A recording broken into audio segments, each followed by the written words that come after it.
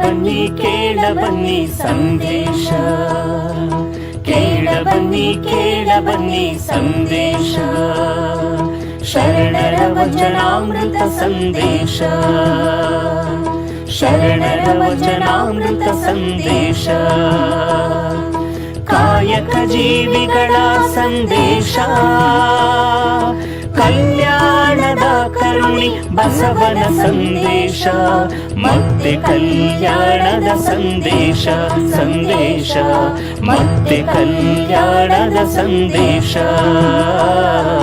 ಮತ್ತೆ ಕಲ್ಯಾಣದ ಸಂದೇಶ, ಮತ್ತೆ ಕಲ್ಯಾಣದ ಸಂದೇಶ.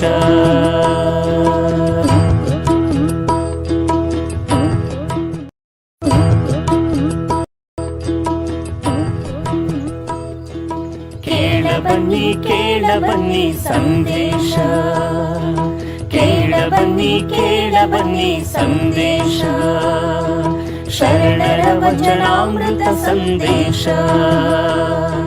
ಶರಣರ ವಚನಾಮೃತ ಸಂದೇಶ, ಕಾಯಕ ಜೀವಿಗಳ ಸಂದೇಶ, ಕಲ್ಯಾಣದ ಕರುಣಿ ಬಸವನ ಸಂದೇಶ, ಮತ್ತೆ ಕಲ್ಯಾಣದ ಸಂದೇಶ ಸಂದೇಶ, ಮತ್ತೆ ಕಲ್ಯಾಣದ ಸಂದೇಶ, ಮತ್ತೆ ಕಲ್ಯಾಣದ ಸಂದೇಶ, ಮತ್ತೆ ಕಲ್ಯಾಣದ ಸಂದೇಶ.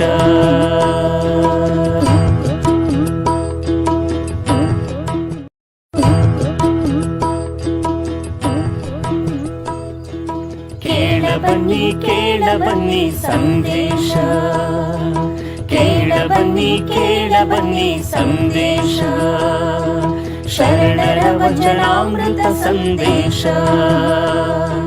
ಶರಣರ ವಚನಾಮೃತ ಸಂದೇಶ, ಕಾಯಕ ಜೀವಿಗಳ ಸಂದೇಶ, ಕಲ್ಯಾಣದ ಕರುಣಿ ಬಸವನ ಸಂದೇಶ, ಮತ್ತೆ ಕಲ್ಯಾಣದ ಸಂದೇಶ ಸಂದೇಶ, ಮತ್ತೆ ಕಲ್ಯಾಣದ ಸಂದೇಶ, ಮತ್ತೆ ಕಲ್ಯಾಣದ ಸಂದೇಶ, ಮತ್ತೆ ಕಲ್ಯಾಣದ ಸಂದೇಶ.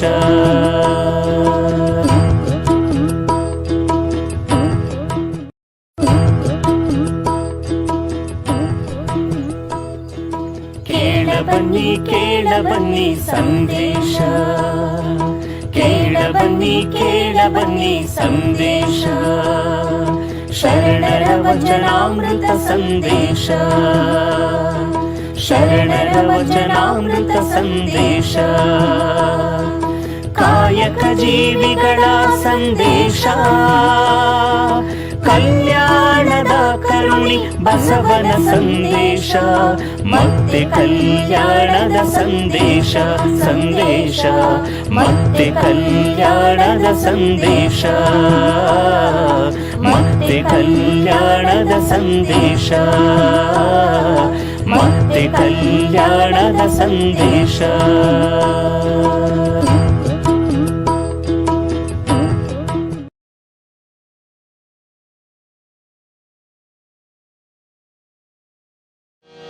ಆಚಾರವೇ ಪ್ರಾಣವಾದ ರಾಮೇಶ್ವರ ಲಿಂಗಕ್ಕೆ ಸಲ್ಲದ ನೇಮ, ಸರಸಕ್ಕೆ ಸತ್ತವರುಂಟೆ, ವಿನೋದಕ್ಕೆ ಪರದ್ವಾರ ಉಂಟೆ.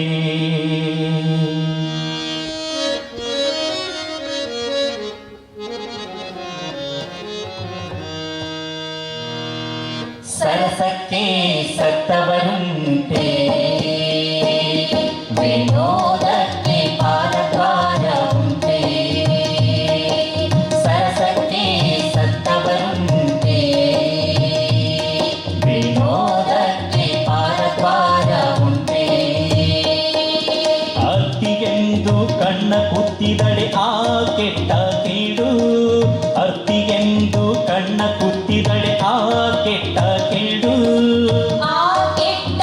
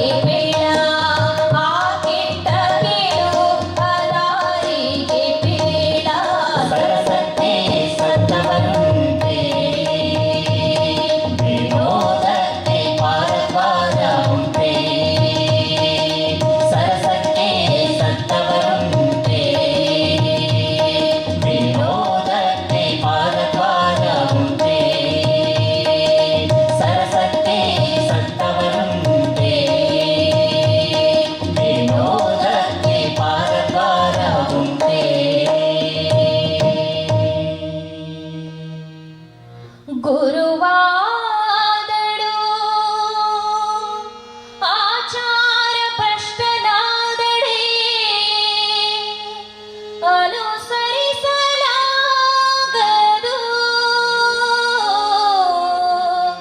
ಅನುಸರಿಸಲಾಗದು ಅನುಸರಿಸಲಾಗದು.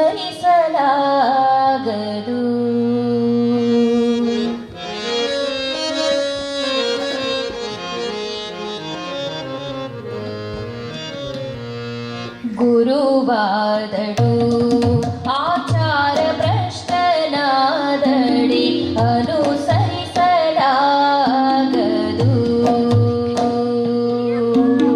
ಗುರುವಾದಳು ಆಚಾರ ಭ್ರಷ್ಟನಾದಡಿ ಅನುಸರಿಸಲಾಗದು.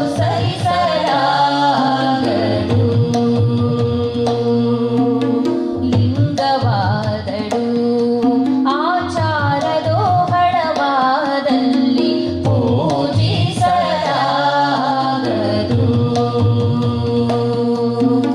ಲಿಂಗವಾದಳು ಆಚಾರದೋಹಳವಾದಲ್ಲಿ ಪೂಜಿಸಲಾಗದು.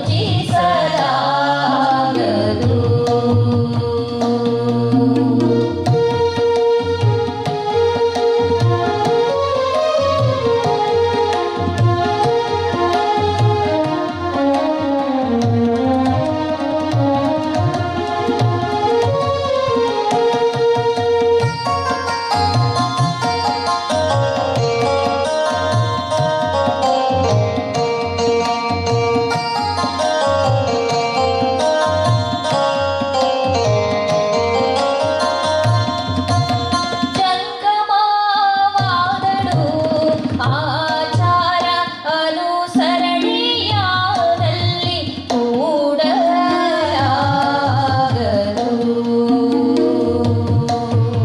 ಜಂಗಮವಾದಳು ಆಚಾರ ಅನುಸರಣೆಯಾದಲ್ಲಿ ಕೂಡಲಾಗದು.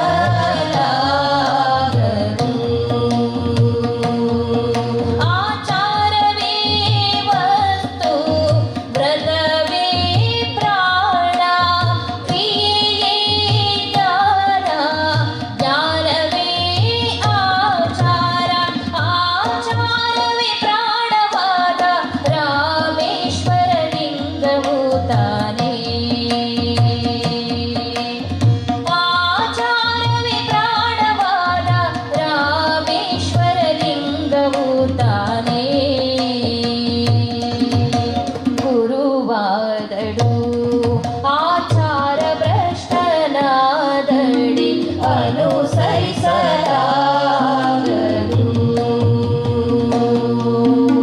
ಲಿಂಗವಾದಳು ಆಚಾರದೋಹಳವಾದಲ್ಲಿ ಪೂಜಿಸಲಾಗದು.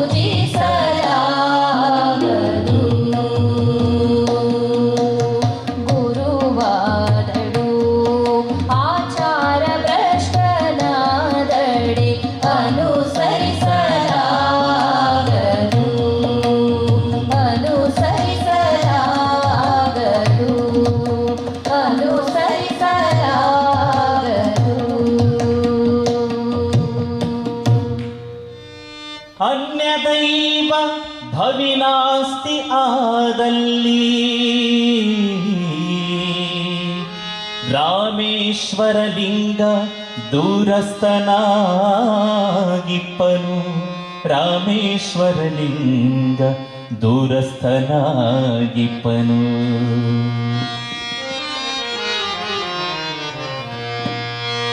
ಅನ್ಯದೈವ ಭವಿನಸ್ತಿಯಾದಲ್ಲಿ ಅನ್ಯದೈವ ಭವಿನಸ್ತಿಯಾದಲ್ಲಿ ಪಾದತೀರ್ಥ ಪ್ರಸಾದವಿಲ್ಲದೆ ಬಾಯಿಗೆದಲ್ಲಿ ಲಿಂಗಕ್ಕೆ ಕೊಡದೆ ಕೊಂದಲ್ಲಿ ಪಾದತೀರ್ಥ ಪ್ರಸಾದವಿಲ್ಲದೆ ಬಾಯಿಗೆದಲ್ಲಿ ಲಿಂಗಕ್ಕೆ ಕೊಡದೆ ಕೊಂದಲ್ಲಿ ಆ ವ್ರತಕ್ಕೆ ಆಚಾರವೇ ಪ್ರಾಣವಾಗಿಪ್ಪ. ಆ ವ್ರತಕ್ಕೆ ಆಚಾರವೇ ಪ್ರಾಣವಾಗಿಪ್ಪ. ರಾಮೇಶ್ವರ ಲಿಂಗ ದೂರಸ್ಥನಾಗಿಪ್ಪನು. ರಾಮೇಶ್ವರ ಲಿಂಗ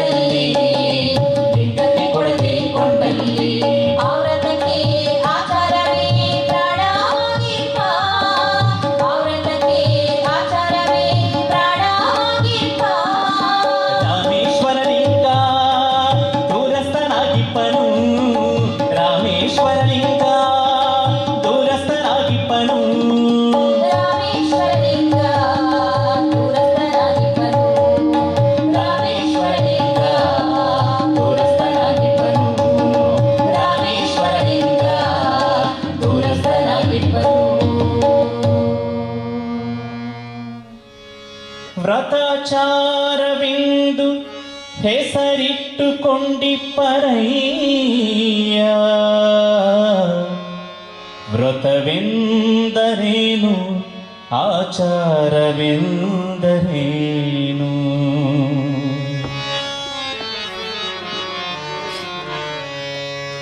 ವ್ರತವೆಂದರೇನು ಆಚಾರವೆಂದರೇನು? ವ್ರತವೆಂದರೇನು ಆಚಾರವೆಂದರೇನು? ವ್ರತಾಚಾರವೆಂದು ಹೆಸರಿಟ್ಟುಕೊಂಡಿಪ್ಪರಯ್ಯ. ವ್ರತಾಚಾರವೆಂದು ಹೆಸರಿಟ್ಟುಕೊಂಡಿಪ್ಪರಯ್ಯ. ವ್ರತವೆಂದರೇನು ಆಚಾರವೆಂದರೇನು? ವ್ರತವೆಂದರೇನು ಆಚಾರವೆಂದರೇನು?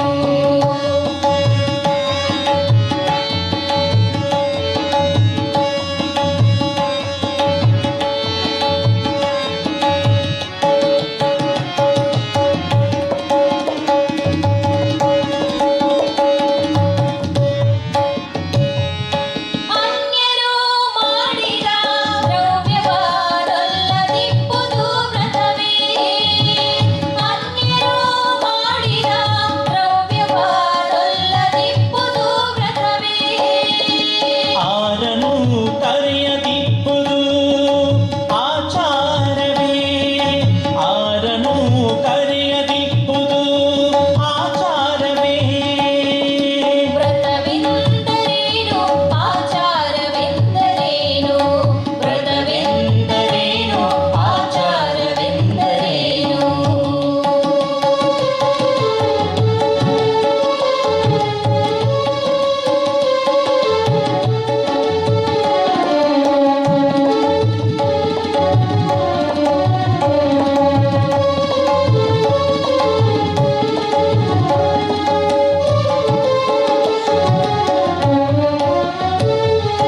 ಪರಸ್ತ್ರೀ ಪರತನಗಳಲ್ಲಿ ನಿಂದೆಗೆ ಒಳಗಾಗದಿದ್ದುದೇ ವ್ರತ. ಪರಸ್ತ್ರೀ ಪರತನಗಳಲ್ಲಿ ನಿಂದೆಗೆ ಒಳಗಾಗದಿದ್ದುದೇ ವ್ರತ. ಸರ್ವಭೂತ ಹಿತವಾಗಿ ದಯವಿದ್ದುದೇ ಆಚಾರ. ಸರ್ವಭೂತ ಹಿತವಾಗಿ ದಯವಿದ್ದುದೇ ಆಚಾರ. ಇಂತಿ ಪ್ರಿಯನರಿದು ಪ್ರಿಯ ಶುದ್ಧತೆಯಾಗಿ ನಿಂದುದೇ. ಇಂತಿ ಪ್ರಿಯನರಿದು ಪ್ರಿಯ ಶುದ್ಧತೆಯಾಗಿ ನಿಂದುದೇ. ಆಚಾರವೇ ಪ್ರಾಣವಾದ ರಾಮೇಶ್ವರ ಲಿಂಗದ ನೇಮ.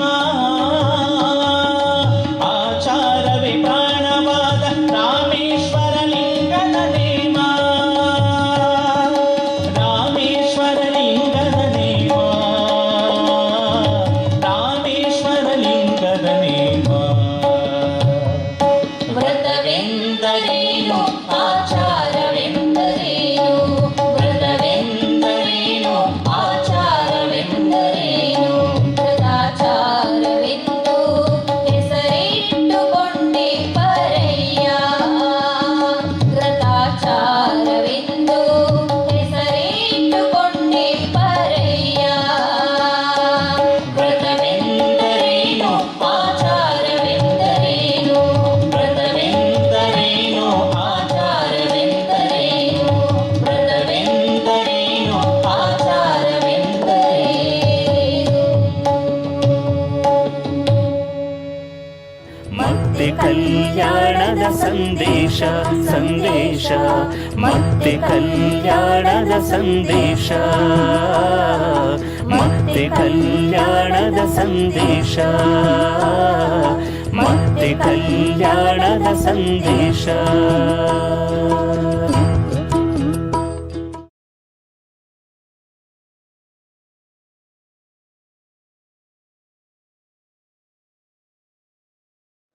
ಶ್ರೀ ಗುರು ಬಸವಲಿಂಗಾಯ ನಮಃ. ಎಲ್ರಿಗೂ ಶರಣು ಶರಣಾರ್ಥಿಗಳು. ಮತ್ತೆ ಕಲ್ಯಾಣ ಅಂತರ್ಜಾಲ ಉಪನ್ಯಾಸ ಮಾಲಿಕೆಯ 7ನೇ ದಿನದ ಉಪನ್ಯಾಸ ಕಾರ್ಯಕ್ರಮ ದಿನಾಂಕ 7/8/2021 ಶನಿವಾರ ಇಂದು ಜರುಗಲಿದೆ.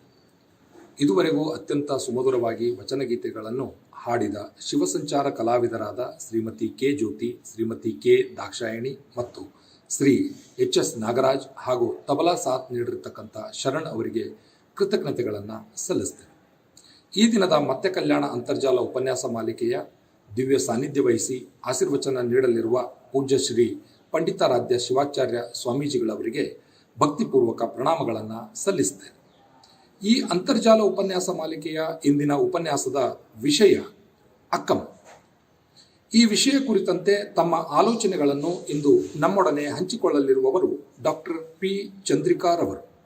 ಕನ್ನಡ MA ಪದವೀಧರರಾಗಿರುವ ಇವರು ಕನ್ನಡ ವಿಮರ್ಶೆಯ ಐತಿಹಾಸಿಕ ಅಧ್ಯಯನ ಎಂಬಂಥ ಮಹಾಪ್ರಬಂಧಕ್ಕೆ ಡಾಕ್ಟರೇಟ್ ಪಡೆದಿರುತ್ತಾರೆ. ಸಾಕ್ಷ್ಯಚಿತ್ರ ನಿರ್ದೇಶಕಿಯಾಗಿ ಹಾಗೂ ನಿರ್ಮಾಪಕಿಯಾಗಿ ಶ್ರಮಿಸುತ್ತಿದ್ದಾರೆ. ಲಂಕೇಶ್ ರವರ ಅವ್ವ ಚಿತ್ರ, ಎಂಡೋಸಲ್ಫಾನ್ ಬ್ಯಾರಿ ಚಿತ್ರ, ಪ್ರಕೃತಿ, ನಾಯಿ ನೆರಳು ಚಿತ್ರಗಳಿಗೆ ಕಿರುತೆರೆ ಮತ್ತು ಟೆಲಿಚಿತ್ರಗಳಿಗೆ ಕಥೆ, ಚಿತ್ರಕಥೆ, ಸಂಭಾಷಣೆ, ಚಿತ್ರಕಥಾ ವಿಸ್ತರಣೆಯ ಜವಾಬ್ದಾರಿಗಳನ್ನು ಸಮರ್ಪಕವಾಗಿ ನಿರ್ವಹಿಸಿದ್ದಾರೆ. 6 ಕವನ ಸಂಕಲನ, 2 ನಾಟಕ, 1 ವಿಮರ್ಶಾ ಸಂಕಲನ, 1 ಕಥಾ ಸಂಕಲನಗಳನ್ನು ತಮ್ಮ ಲೇಖನಿಯಿಂದ ಕನ್ನಡ ನುಡಿಗೆ ಸಮರ್ಪಿಸಿದ್ದಾರೆ. ಸೇಡಂ ಪ್ರತಿಷ್ಠಾನದ ಪ್ರಶಸ್ತಿ, ಮಾತೋಶ್ರೀ ರತ್ನಮ್ಮ ಹೆಗ್ಗಡೆ ಪ್ರಶಸ್ತಿ, GSS ಕಾವ್ಯ ಪ್ರಶಸ್ತಿ, ನರಹಳ್ಳಿ ಪ್ರಶಸ್ತಿ, ಪೂರ್ಣಚಂದ್ರ ತೇಜಸ್ವಿ ನೈಸರ್ಗಿಕ ಕೃಷಿ ಪ್ರಶಸ್ತಿ, ಕೃಷಿ ಮಹಿಳಾ ಪ್ರಶಸ್ತಿಗಳಿಗೆ ಭಾಜನರಾಗಿದ್ದಾರೆ. ಸಾಹಿತಿಗಳಾಗಿ, ಕೃಷಿಕರಾಗಿ, ದೃಶ್ಯ ಮಾಧ್ಯಮದಲ್ಲೂ ಕೃಷಿ ಮಾಡಿರುವ ಇವರು ಸಾಹಿತ್ಯ, ಸಂಗೀತ, ನಾಟಕ, ಚಿತ್ರಕಲೆಗಳಲ್ಲಿ ಆಸಕ್ತಿ ಉಳ್ಳವರಾಗಿದ್ದಾರೆ. ಡಾಕ್ಟರ್ ಪಿ ಚಂದ್ರಿಕಾರವರಿಗೆ ತಮ್ಮೆಲ್ಲರ ಪರವಾಗಿ ಆದರಪೂರ್ವಕ ಸ್ವಾಗತವನ್ನು ಬಯಸ್ತೇನೆ. ಇಂದಿನ ಕಾರ್ಯಕ್ರಮದ ದಾಸೋಹಿಗಳು ಇಂದ್ರಪ್ಪ ಗೌಡರು ಗುಂಜಿಗನೂರು, ಶ್ರೀ ಲಕ್ಷ್ಮೀ ವೆಂಕಟೇಶ್ವರ ಗ್ರಾನೈಟ್ ದಾವಣಗೆರೆ ಮತ್ತು ಶಿವಮೊಗ್ಗ ಇವರನ್ನೂ ಕೂಡ ಗೌರವಾದರಗಳಿಂದ ಸ್ವಾಗತವನ್ನು ಬಯಸ್ತೇನೆ. ಈ ಕಾರ್ಯಕ್ರಮವನ್ನು ವೀಕ್ಷಿಸುತ್ತಿರುವ ಅಸಂಖ್ಯಾತ ಅಂತರ್ಜಾಲ ವೀಕ್ಷಕರಾದ ತಮ್ಮೆಲ್ಲರಿಗೂ ಪ್ರೀತಿಪೂರ್ವಕ ಸ್ವಾಗತವನ್ನು ಬಯಸ್ತೇನೆ. ಇನ್ನು ಎಂದಿನಂತೆ ನಮ್ಮೊಂದಿಗೆ ಸಹಕರಿಸುತ್ತಿರುವ ಮುದ್ರಣ, ದೃಶ್ಯ ಮತ್ತು ಸಾಮಾಜಿಕ ಜಾಲತಾಣಗಳ ಮಾಧ್ಯಮಗಳ ಎಲ್ಲ ಸನ್ಮಿತ್ರರಿಗೂ, ತಂತ್ರಜ್ಞರಿಗೂ, ಸಂಘಟಕರಿಗೂ, ದಾಸೋಹಿಗಳಿಗೂ, ಸರ್ವ ಶರಣೆಯರಿಗೂ ಪ್ರೀತಿಪೂರ್ವಕ ಸ್ವಾಗತವನ್ನು ಬಯಸುತ್ತೇನೆ. ಇದೀಗ ನಿಮ್ಮ ಮುಂದೆ ಉಪನ್ಯಾಸ ಶರಣೆ ಅಕ್ಕಮ್ಮ. ಉಪನ್ಯಾಸ ನೀಡಲಿರುವವರು ಡಾಕ್ಟರ್ ಪಿ ಚಂದ್ರಿಕಾರವರು. ಎಲ್ಲರಿಗೂ ಮತ್ತೊಮ್ಮೆ ಶರಣು ಶರಣಾರ್ಥಿ. ಮತ್ತೆ ಕಲ್ಯಾಣದ ಸಂದೇಶ ಸಂದೇಶ, ಮತ್ತೆ ಕಲ್ಯಾಣದ ಸಂದೇಶ, ಮತ್ತೆ ಕಲ್ಯಾಣದ ಸಂದೇಶ, ಮತ್ತೆ ಕಲ್ಯಾಣದ ಸಂದೇಶ.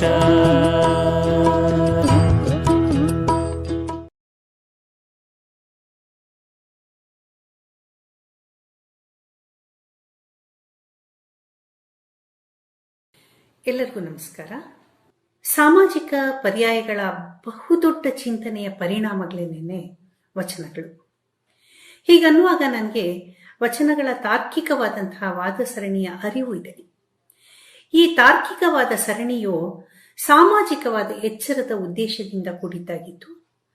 ವಚನಗಳನ್ನು ನಾವು ಮತ್ತೆ ಮತ್ತೆ ಪುನರ್ ವ್ಯಾಖ್ಯಾನಕ್ಕೆ ಒಳಪಡಿಸಿದಾಗ ಇದು ಸ್ಪಷ್ಟವಾಗ್ತಾ ಹೋಗುತ್ತೆ.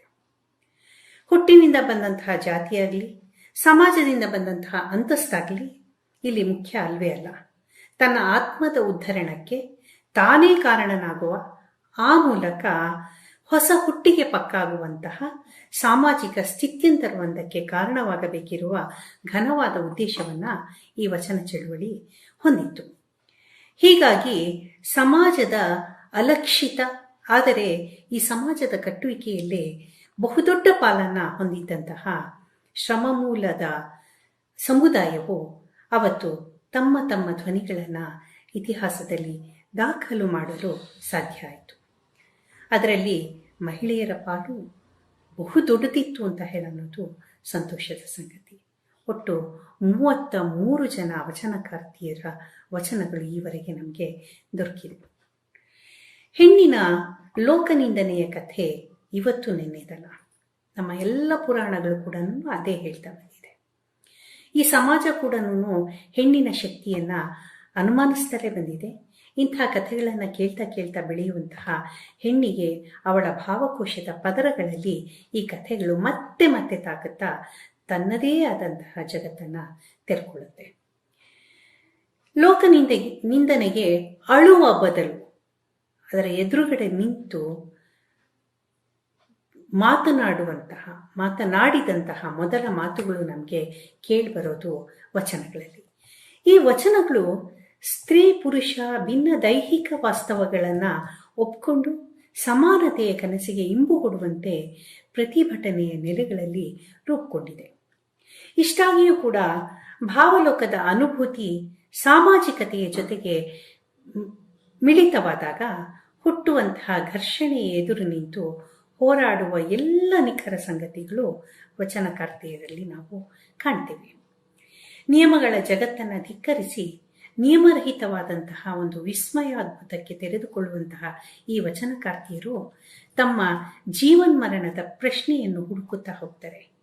ಹೀಗೆ ಹುಡುಕಿಕೊಂಡ ಪ್ರಶ್ನೆಗಳಿಗೆ ಉತ್ತರ ಕೊಡುವುದು ಕೂಡ ತುಂಬ ಸುಲಭದ ಮಾತಲ್ಲ. ಕಾವ್ಯದಲ್ಲಿನ ಈ ಮಾತುಗಳು ಸಾರ್ವಜನಿಕತನದಲ್ಲಿ ಖಾಸಗಿತನವನ್ನು ಹುದುಕಿಸುವಂತಹ ಸವಾಲುಗಳಿವೆ. ಆದ್ದರಿಂದಲೇ ವಚನಗಳು ಯಾವತ್ತೂ ರಂಜನೆಯಾಗಲಿಲ್ಲ. ಅದು ಅಮಿತವಾದದ್ದನ್ನು ಆಶಿಸಿ ನೆನ್ನೆಗಳ ಎದೆಗೆ ಬೇರು ಬಿಟ್ಟಂತಹ ವಟವೃಕ್ಷ. ಅರ್ಥವೋ ಕಾಣದ್ದರ ಕಡೆಗೆ ಹೊರಟ ದೊಡ್ಡ ಒಡಲಲ್ಲಿ ಹುದುಗಿಸಿಕೊಂಡ ಶತಮಾನಗಳಿಂದ ಕುದಿಯುತ್ತಲೇ ಇರುವಂತಹ ಲಾವಾರಸ ಚಿಮ್ಮಲು ಸಿದ್ಧವಾದಂತಹದೊಂದು ಸ್ಥಿತಿ. ಕನ್ನಡದ ಮೊದಲ ಮಹಿಳಾ ಕಾವ್ಯದಲ್ಲೇ ಇಂತಹ ತೀವ್ರತೆ ಖಂಡಿತಾದ್ರೂ ಹಿಂಗೆ ಅನ್ನುವಂತಹ ಸೋಜಿಗ ನಮ್ಮನ್ನು ಕಾಡಿಸ್ತೇ ಇರು. ಗೇಯತೆಯಿಂದ ಅದು ಹಿಗ್ಗಿತೋ, ಅದರ ಹುಟ್ಟಿನ ಒಳಗೇನೇನೆ ಅಂತಹ ತೀವ್ರತೆ ಇತ್ತೋ, ಅಥವಾ ಈ ದ್ವಿತ್ವದಲ್ಲೇ ಅದಕ್ಕೆ ಅದು ಕಾರಣ ಆಯಿತು ಅನ್ನೋದು ನಮ್ಮನ್ನು ಕಾಡಿಸುತ್ತೆ. ಸಮಾಜದ ಜೊತೆಗೆ ಅಂತಸ್ಥವಾಗಿರುವಂತಹ ಭಾವಲಯಗಳು ತಾನು ಕಂಡುಕೊಂಡಂತಹ ಸತ್ಯಗಳ ಜೊತೆಗೆ ಸಂಧಿಸುವಾಗ ಹುಟ್ಟಿಕೊಳ್ಳುವ ನಿರಾಕರಣೆ ಕಾವ್ಯದ ನೆಲೆಯಾಗಿದೆ. ಇಂದ್ರಿಯಾತೀತವಾದದ್ದನ್ನು ಇಂದ್ರಿಯಗಳ ಮೂಲಕ ಕಂಡರಿಸುತ್ತಾ ಭಾವಜಗತ್ತನ್ನು ಅವರು ಅನಾವರಣಗೊಳಿಸ್ತಾರೆ. ತನ್ನ ಅಸ್ತಿತ್ವವನ್ನೇ ಪ್ರಶ್ನಿಸಿದ ಗಂಡನ್ನು ಪ್ರಶ್ನಿಸ್ತಾರೆ. ಇದೇ ಭಿನ್ನತೆಯ ವ್ಯಾಖ್ಯಾನವನ್ನು ಬರೆಯುತ್ತೆ. ಈ ಆಧುನಿಕವಾದಂತಹ ನಿಲುವಿನ ಕಾರಣಕ್ಕೆ ವಚನಕಾರ್ತಿಯರು ಪ್ರೇರಕ ಶಕ್ತಿಯಾಗ್ತಾರೆ. ಹೀಗೆ ವಚನಗಳ ವಸ್ತು, ಅದರ ಅಭಿವ್ಯಕ್ತಿ, ಸ್ವರೂಪ ಎಲ್ಲವೂ ಇವತ್ತಿನವರೆಗೆ ಎಲ್ಲ ಕವಯಿತ್ರಿಯರನ್ನು, ಎಲ್ಲ ವಿಚಾರವಂತರನ್ನ ಒಂದಲ್ಲ ಒಂದು ಬಗೆಯಲ್ಲಿ ಸೆಳೀತಾನೆ ಇದೆ. ಸಾಮಾಜಿಕ ನ್ಯಾಯದ ಅಡಿಯಲ್ಲಿ ಸಮಾಜವನ್ನು ಪುನರ್ನಿರ್ಮಾಣ ಮಾಡುವ ಮಹೋದ್ದೇಶವನ್ನು ಹೊಂದಿದ್ದಂತಹ ವಚನ ಚಳುವಳಿಯು ಮೂಕವಾದ ಬಾಯಿಗೆ ಮಾತನಾಡುವ ಶಕ್ತಿಯನ್ನು ಒದಗಿಸಿತು. ಹೀಗೆ ಅನೇಕ ಕಿರುತೆರೆಗಳು ಯಾವ ಯಾವ ಮೂಲೆಯಿಂದಲೂ ಕನ್ನಡ ಸಾಂಸ್ಕೃತಿಕ ವಲಯವನ್ನು ಸೇರಿದ್ದು ವಚನಗಳ ಕಾಲದಲ್ಲೇ. ಆತ್ಮೋದ್ಧಾರಣಕ್ಕಾಗಿ ಗುರು ಮುಖೇನವಾಗಿ ದೀಕ್ಷೆ ಪಡೆಯುವಂತಹ ಸ್ಥಳೀಯ ಪಂಥಗಳೇನಿತ್ತು ಅವು ಜಾತಿ ಧರ್ಮದ ಹಂಗಿಲ್ಲದ ಒಂದು ಸ್ಥಿತಿಯನ್ನು ನಿರ್ಮಾಣ ಮಾಡಿಕೊಂಡಿತ್ತು. ಇದನ್ನು ವಚನ ಚಳುವಳಿಯು ಸಲೀಸಾಗಿ ತನ್ನ ಕಡೆಗೆ ತಿರುಗಿಸಿಕೊಳ್ತು. ಹೀಗಾಗಿ ಕೀಳರಿಮೆಯನ್ನು ಮೀರಿದಂತಹದೊಂದು ಸ್ಥಿತಿಯನ್ನು ಆ ಜೀವಗಳಿಗೆ ಒದಗಿಸಿಕೊಡ್ತು. ಈ ಹಿನ್ನೆಲೆಯಲ್ಲಿ ತಾತ್ವಿಕತೆಯ ಎತ್ತರವನ್ನು ನೈತಿಕತೆಯ ತಳಹದಿಯ ಮೇಲೆ ಕಟ್ಟುತ್ತಾ ವರ್ಣಧರ್ಮವನ್ನು ಉಲ್ಲಂಘಿಸಿಬಿಟ್ಟಿತ್ತು. ಇದರ ಭಾಗವಾಗಿ ಶರಣೆ ಅಕ್ಕಮ್ಮನ ವಚನಗಳನ್ನು ನೋಡುವ ಜರೂರು ಇದೆ ಅಂತ ಹೇಳಲು ನಾನು ಭಾವಿಸ್ತೀನಿ. ಅಕ್ಕಮ್ಮನ ಸುಮಾರು 153 ವಚನಗಳು ತುಂಬ ಗಟ್ಟಿಯಾಗಿ ಮಾತಾಡುವಂತಹ ಅವಳ ಆ ನಿಲುವು ನಮ್ಮನ್ನು ಪಟ್ಟಂತ ಹೇಳಲು ಸೆಳೆಯುತ್ತೆ. ಆಚಾರವೇ ಪ್ರಾಣವಾದ ರಾಮೇಶ್ವರ ಎನ್ನುವಂತಹ ಅವಳ ಅಂಕಿತ ಏನಿದೆ, ಆ ಅಂಕಿತದಲ್ಲೇ ಈ ಇಷ್ಟೂ ವಚನಗಳನ್ನ ಕೂಡ ಆಕೆ ಬರೆದಿದ್ದಾಳೆ. ಸನ್ನಡತೆ, ಸದಾಚಾರ ಸದ್ವಿಚಾರಗಳಲ್ಲಿ ಅಡಗಿರುವಂತಹ ದೇವರನ್ನ ಕಾಣುವಂತಹ ಈಕೆಯ ಈ ವಚನಗಳು ಅವಳ ಕೆಲ ವೈಯಕ್ತಿಕವಾದಂತಹ ವಿಚಾರಗಳನ್ನು ಅಲ್ಲಲ್ಲಿ ಬಿಟ್ಟುಕೊಟ್ಟರು ಕೂಡ ಮುಖ್ಯವಾಹಿನಿಯ ಶರಣರ ಬಗ್ಗೆ ಇರುವಂತಹ ಯಾವ ಕಥೆಗಳು ಐತಿಹ್ಯಗಳು ನಮಗೆ ದೊರಕೋದಿಲ್ಲ. ಸದ್ಯಕ್ಕೆ ಈಕೆಯ ಕಾಲದ ಬಗ್ಗೆ ನಡೆದಂತಹ ಕೆಲವು ವಿವರಗಳಿಂದಾಗಿ ಈಕೆ 12ನೇ ಶತಮಾನಕ್ಕೆ ಸೇರಿದವಳು ಅನ್ನೋದನ್ನು ದೃಢಪಡುತ್ತೆ. ಈಕೆಯ ವಚನಗಳಲ್ಲಿ ಬಸವಣ್ಣ, ಚನ್ನಬಸವಣ್ಣ, ಅಲ್ಲಮ್ಮ ಮೊದಲಾದವರ ಹೆಸರುಗಳನ್ನು ಉಲ್ಲೇಖಿಸಿರೋದ್ರಿಂದ ಇವರ ಸಮಕಾಲೀನಳು ಅಂತ ಹೇಳೋದು ನಮ್ಮ ಅರಿವಿಗೆ ಬರುತ್ತೆ. ಅಡಗು ಸುರೆಕಟಕ ಪಾರದ್ವಾರ ಪರಪಾಕ ಇಂತಿವ ಬೆರೆಸುವವರನ ಬೆರೆಸನೆಂದು ಅವರ ನಿರೀಕ್ಷಿಸನೆಂದು ಮತ್ತಿದ ಮೆರೆದು ಕೊಂಡು ಕೊಟ್ಟೆನೆಂದು ತ್ರಿವಿಧಾಸೆಯ ಕುರಿತು ಮತ್ತವರ ಸಂಗ ಮಾಡಿದೆನಾದಡೆ ಲಿಂಗಕ್ಕೆ ಸಲ್ಲ ಜಂಗಮಕ್ಕೆ ದೂರ ಪ್ರಸಾದವಿಲ್ಲ ಆಚಾರವೇ ಪ್ರಾಣವಾದ ರಾಮೇಶ್ವರ ಲಿಂಗವಾದರೂ ವ್ರತಭ್ರಷ್ಟನೆಂದು ಬಿಡುವೆ. ಹೀಗೆ ಅನೇಕ ವಚನಗಳಲ್ಲಿ ಸಿಗುವಂತಹ ವಿವರಗಳಲ್ಲಿ ಆಕೆ ದೇಹ ವಿಕ್ರಯದ ಕಸುಬನ್ನು ಮಾಡುತ್ತಿದ್ದ ಸೂಚನೆಗಳು ನಮಗೆ ಸಿಕ್ಕತ್ತೆ. ಹಾಗಿದ್ದು ಕೂಡ ಶರಣ ಧರ್ಮವನ್ನು ಸ್ವೀಕರಿಸಿ ತನ್ನ ಕಾಯಕಕ್ಕೂ ಘನತೆಯನ್ನು ದೊರಕುವ ಹಾಗೆ ನಡೆದುಕೊಡ್ತಾಳೆ. ಅವಳ ಒಂದೊಂದು ವಚನವೂ ಕೂಡ ವೈಚಾರಿಕ ಆವರಣದಲ್ಲಿ ನಮ್ಮೊಳಗೆ ಬೆಳಕನ್ನು ಹರಡುತ್ತೆ. ಅಕ್ಕ ಮಹಾದೇವಿಯ ಹಾಗೆ ದೇಹ ಮನಸ್ಸುಗಳ ಭಾವ ತೀವ್ರತೆಯಲ್ಲಿ ಮಾತನಾಡದ, ಮುಕ್ತಾಯಕರ ಹಾಗೆ ಕಾವ್ಯಾತ್ಮಕತೆಯನ್ನೂ ಒಳಗು ಮಾಡಿಕೊಳ್ಳದೆ ನೇರ ಮಾತಿನ ಮೂಲಕ ಓದುಗರ ವಿಶ್ವಾಸಾರ್ಹತೆಯನ್ನ ಈಕೆ ಗಳಿಸ್ಕೊಳ್ತಾಳೆ. ನೇರ ನುಡಿಯ ವಿಚಕ್ಷಕ ದೃಷ್ಟಿಯಿಂದ ಸಂಗತಿಗಳಿಗೆ ಸ್ಪಂದಿಸುವಂತಹ ಅಕ್ಕಮ್ಮ ನಮ್ಮ ನಡೆ ನುಡಿಯನ್ನ ತಿದ್ದುವ ಅನೇಕ ಸಂಗತಿಗಳನ್ನು ತನ್ನ ವಿಶೇಷವಾದ ಮಾತುಗಳಲ್ಲಿ ಕಂಡಿರಿಸುವಂತಹ ಪ್ರಯತ್ನವನ್ನು ಮಾಡ್ತಾಳೆ. ಆಚಾರ ತಪ್ಪಿದಲ್ಲಿ ಪ್ರಾಯಶ್ಚಿತ್ತ ಉಂಟೆಂಬ ಅನಾಚಾರಿಗಳ ಮುಖವನ್ನು ನೋಡಬಹುದೇ ಅನ್ನುವಂತಹ ಅಕ್ಕಮ್ಮನದು ನಿಷ್ಠುರವಾಗಿರುವಂತಹ ನಿಲುವು.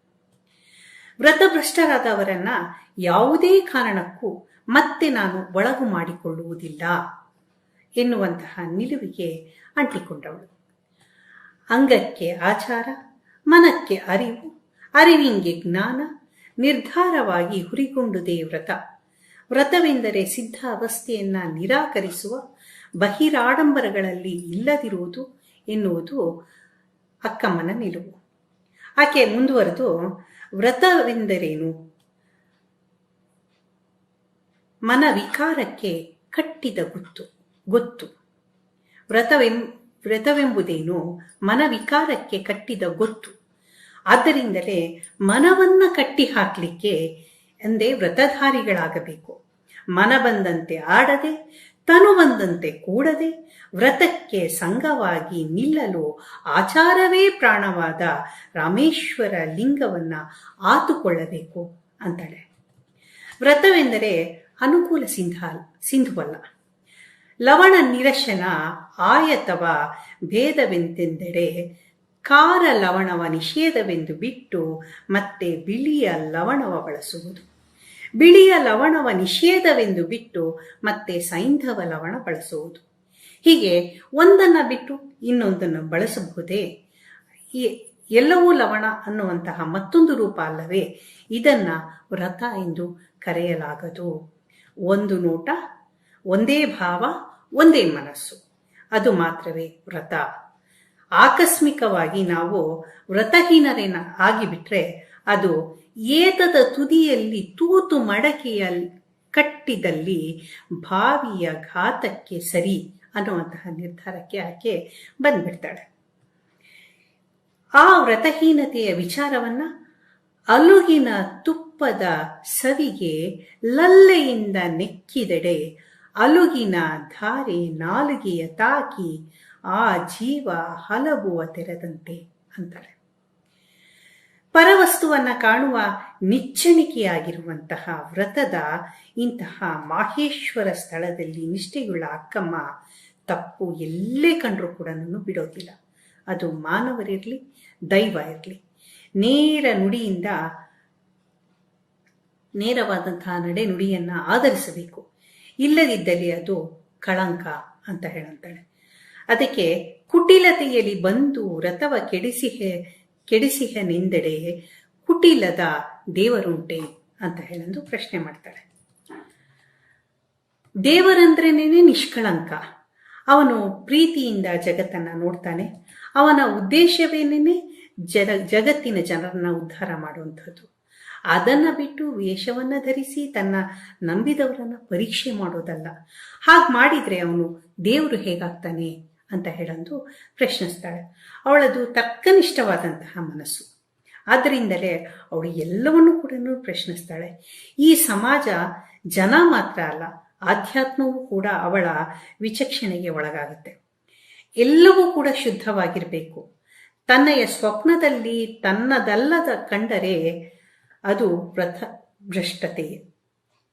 ತನ್ನದಲ್ಲದನ್ನು ಪಡೆಯುವುದಲ್ಲ, ಅದನ್ನು ಕನಸಿದರೂ ಕೂಡ ತಪ್ಪೆ ಅನ್ನುವಂತಹ ಬದ್ಧ ನಿಲುವಿನವಳು ಆಕೆ. ಅಷ್ಟೇ ಅಲ್ಲ, ಒಮ್ಮನದಿಂದ ನಡೆಯದೇ ಇರುವುದು ಕೂಡ ಶಂಕೆಯೇ. ಅದು ಪಾಶವಾಗಿ ಕೊರಳನ್ನು ಸುತ್ತಕೊಳ್ಳುತ್ತೆ ಅಂತ ಹೇಳಂದು ಎಚ್ಚರಿಸ್ತಾಳೆ. ತಾನು ಕೊಂಡ ವ್ರತ ಅದು ಹೊರಗಿನದ್ದಲ್ಲ, ಅದು ಶೀಲ. ಅಂದರೆ ಒಳಗೇನೆ ಕಾಪಿಟ್ಟುಕೊಳ್ಳಬೇಕಾಗಿರುವಂಥದ್ದು. ಆದ್ರಿಂದನೇ ಆ ಶೀಲವು ಆತ್ಮ ಸಂವೇದಿಯಾದದ್ದು ಅಂತ ಹೇಳಂದು ಆಕೆ ನಂಬ್ತಾಳೆ. ಅದು ಚಿನ್ನದ ಹಾಗಲ್ಲ, ಕರಗಿಸ್ಬಿಟ್ರೆ ಮತ್ತೆ ಅದಕ್ಕೆ ಇನ್ನೊಂದು ಹೊಸ ರೂಪವನ್ನು ಕೊಡಬಹುದು ಅಂತ ಹೇಳೋದಕ್ಕೆ. ಅದು ಮುತ್ತಿನ ಹಾಗೆ, ಒಮ್ಮೆ ಒಡೆದು ಬಿಟ್ಟರೆ ಮುಗಿದೋಯ್ತು, ಮತ್ತೆ ಅದಕ್ಕೆ ರೂಪ ಕೊಡಲಿಕ್ಕೆ ಬರೋದಿಲ್ಲ. ಆದ್ರಿಂದಲೇ ನಮ್ಮ ನಡೆ, ನುಡಿ, ಚಾರಿತ್ರ್ಯ ಎಲ್ಲವೂ ಕೂಡ ಸತ್ಪಥದಲ್ಲಿರಬೇಕು. ಒಮ್ಮೆ ಅದು ತಪ್ಪಿತು ಅಂತ ಹೇಳಿದ್ರೆ ಅದನ್ನು ಮತ್ತೆ ಸರಿ ಮಾಡ್ಕೊಳ್ಳಿಕ್ಕೆ ಆಗಲ್ಲ. ಆ ಎಚ್ಚರದಿಂದಲೇ ನಾವು ಸಾಗಬೇಕು. ಹಾಗೆ ಸಾಗಬೇಕಾದ್ರೆ ತನ್ನ ಕಾಯಕವಿರಲಿ, ಬೇರೆಯ ಸಂಗತಿ ಇರಲಿ, ಎಲ್ಲೆಡೆಯೂ ಸಮಶೀಲಕರ ಜೊತೆ ವ್ಯವಹಾರವನ್ನು ಮಾಡಬೇಕು ಅಂತ ಹೇಳಂದು ಹೇಳ್ತಾಳೆ. ಗುರುವಾದಡು ಆಚಾರ ಭ್ರಷ್ಟನಾದೊಡೆ ಅನುಸರಿಸಲಾಗದು ಎನ್ನುವಂತಹ ಕಠಿಣವಾದ ನಿಲುವಿಗೆ ಅವಳು ಬರ್ತಾಳೆ. ಆಚಾರ ಅನ್ನುವುದು ಬರಿಯ ಮನಕ್ಕೆ ಮಾತ್ರ ಅಲ್ಲ, ದೇಹಕ್ಕೂ ಕೂಡ. ಯಾಕೆಂದರೆ ಆಚಾರಕ್ಕೂ ಅಪಚಾರಕ್ಕೂ ಅಂಗವೇ ಕಡೆಯಲ್ಲವೇ ಅಂತಾಳೆ. ಆಕೆಗೆ ದೈವ ಪಾಲಿಸಿದ ಈ ದೇಹದ ಜೊತೆಗೆ ಯಾವುದೇ ತಕರಾರು ಇಲ್ಲ. ಅದು ಎಲ್ಲಕ್ಕೂ ಕೂಡ ಅದೇ ಕೇಂದ್ರ, ಅದೇ ಸತ್ಯ, ಅದೇ ಭಗವಂತನನ್ನ ಕಾಣಲಿಕ್ಕೆ ಇರುವಂತಹ ಸಾಧನ. ದೇಹ ಬೇರೆ, ಆತ್ಮ ಬೇರೆ ಅನ್ನೋದೇನೇ ತಪ್ಪು ಅಂತ ಹೇಳಂತಾಳೆ. ಆದ್ದರಿಂದಲೇ ಎನ್ನ ಸಮಗ್ರಾಹಕ ಶೀಲ ಸಂಪಾದಕನಲ್ಲದಿದ್ದರೆ ಕಣ್ಣಿಂದ ನೋಡೆ ಅಂತ ಹೇಳಂದು ಹೇಳ್ತಾಳೆ. ಇಂತಹ ಧೀರವಾದಂತಹ ನಿಲುವು ಆಕೆಯಿತು. ಇಲ್ಲಿ ಅಕ್ಕಮ್ಮ ಸಮಾಜ ಕೊಟ್ಟಿರುವಂತಹ ಶೀಲದ ಕಲ್ಪನೆಯನ್ನ ಒಡೆದು ಹಾಕ್ತಾಳೆ. ಶೀಲ ಅನ್ನುವುದು ಬರೀ ಹೆಣ್ಣಿಗೆ ಮಾತ್ರನೇನೆ ಅಂತ ಅನ್ನುವಂಥ ಈ ಸಮಾಜದ ಮಧ್ಯದಲ್ಲಿ ನಿಂತು ಗಂಡಿಗೂ ಕೂಡ ಶೀಲ ಇದೆ, ಅದು ಕೂಡ ಬಹಳ ಮುಖ್ಯನೇ. ಹೆಣ್ಣಿಗಿರುವ ಅಷ್ಟೇನೆ ಪ್ರಾಮುಖ್ಯತೆ ಗಂಡಿನ ಶೀಲಕ್ಕೂ ಕೂಡ ಇದೆ ಅನ್ನೋದನ್ನ ಹೇಳ್ತಾಳೆ. ಅವಳ ಆತ್ಮದ ಔನ್ನತ್ಯವನ್ನು ಕುರಿತು ನಾವು ಮಾತನಾಡದೇ ಇದ್ರೆ ಅದು ಖಂಡಿತವಾಗೂ ದ್ರೋಹ ಆಗತ್ತೆ. ಆಕೆ ತನ್ನ ಘನತೆಯ ಬಗ್ಗೆ ಹೆಮ್ಮೆಯನ್ನ ಇಟ್ಕೊಂಡಿದ್ದಾಳೆ. ಗ್ರಾಹಕ ಅನ್ನುವಂತಹ ಪದ ಕನ್ನಡದಲ್ಲಿ ಬಹುಶಃ ಮೊಟ್ಟ ಮೊದಲ ಬಾರಿಗೆ ಪ್ರಯೋಗಿಸಿದಂಥವಳು ಅಕ್ಕಮ್ಮ. ಗ್ರಾಹಕ ಅಂತ ಹೇಳಿದ್ರೆ ಕೊಡುವ ತೆಗೆದುಕೊಳ್ಳುವ ಸಂಬಂಧಗಳಲ್ಲಿ ಬಂದಿರುವಂತಹದ್ದೊಂದು ಪದ. ಇಲ್ಲಿ ಅಕ್ಕಮ್ಮ ತನಗೆ ಸಮನಾದ ಗ್ರಾಹಕನಲ್ಲದಿದ್ದರೆ ವ್ರತಾಚಾರವನ್ನ ಅಂಗೀಕರಿಸದಿರುವವನಲ್ಲಿಗೆ ನಾನು ಹೋಗೆ ಅನ್ನುವಾಗ ಅವಳ ಕಾಯಕ ಧರ್ಮ ಏನಿತ್ತು ಅದು ಮತ್ತು ತಾನು ಕೈಗೊಂಡಂತಹ ಶರಣ ಧರ್ಮ ಏನಿತ್ತು ಅವೆರಡನ್ನೂ ಕೂಡ ಅವಳು ಸಮನ್ವಯಗೊಳಿಸಿ ಆ ಒಂದು ಸ್ಥಿತಿಯಲ್ಲಿ ನಿಲ್ತಾಳೆ. ಯಾವುದೇನೇ ಆಗಲಿ ಕಾಯಕವೇ ಮೊದಲು. ತಾನು ಕಾಯಕದಲ್ಲಿರುವಾಗ ಸ್ವತಃ ಗುರು, ಲಿಂಗ, ಜಂಗಮ ಯಾರು ಬಂದರೂ ಕೂಡ ನಾನು ಹೋಗಬಾರದು, ಮೊದಲು ಕಾಯಕ ಆನಂತರ ದೈವ. ಹೀಗೆ ತಾನು ದುಡಿದಿದ್ದರಲ್ಲಿ ಬಂದಿದ್ದನ್ನು ಗುರು ಲಿಂಗ ಜಂಗಮಕ್ಕೆ ಅರ್ಪಿಸಿ ಮಿಕ್ಕಿದ್ದನ್ನು ತಾನು ಇಟ್ಕೊಳ್ಬೇಕು ಅಂತ ಹೇಳನ್ನೋದು ಅವಳ ನಿಲುವು. ತನ್ನ ಸ್ವಕಾರ್ಯದಿಂದ ಮಾಡುವ ವ್ರತವೇ ವ್ರತ, ಆತನ ಆಚಾರವೇ ಸತ್ಯ ಅಂತ ಹೇಳ್ತಾಳೆ. ಅವಳಿಗೆ ಆತ್ಮದ ಅರಿವೇ ಶೀಲ, ಕಾಯಕವೇ ಭಕ್ತಿ, ಕಾಯವೇ ಸಾಧನ, ಶಂಕೆ ಇಲ್ಲದೆ ಲಿಂಗಕ್ಕೆ ಒಪ್ಪಿಸಿಕೊಳ್ಳುವುದೇ ವ್ರತ. ಹೀಗೆ ವ್ರತಧಾರಿಯಾದಂತಹ ಅಕ್ಕಮ್ಮ ಸಮತೆಯ ಕನಸನ್ನ ಕಾಣ್ತಾಳೆ. ಸಹಯಾನದ ಸಹವಾಸಕ್ಕೆ ಹಾತೊರಿತಾಳೆ. ಸಮಾಜದ ನಿರ್ಮಾಣಕ್ಕೆ ಇದೊಂದೇ ತಳಹದಿ ಅಂತ ಹೇಳಂದು ನಂಬ್ತಾಳೆ. ಹೀಗೆ ಸಮತೆಯನ್ನ ಅವಳು ದೇಹ, ಮನಸ್ಸು, ದೈವ, ನಿಯಮ, ವ್ಯಕ್ತಿ, ಸಮಾಜ, ಸಂಬಂಧ, ಸಮೂಹಗಳವರೆಗೆ ವಿಸ್ತರಿಸ್ತಾಳೆ. ಸಹ ಎನ್ನುವುದು ಸಹಿತವಾದಾಗ ಸಂದೇಹವಿಲ್ಲದ ಸಂಬಂಧವೊಂದು ಹುಟ್ಟಿಕೊಳ್ಳುತ್ತೆ.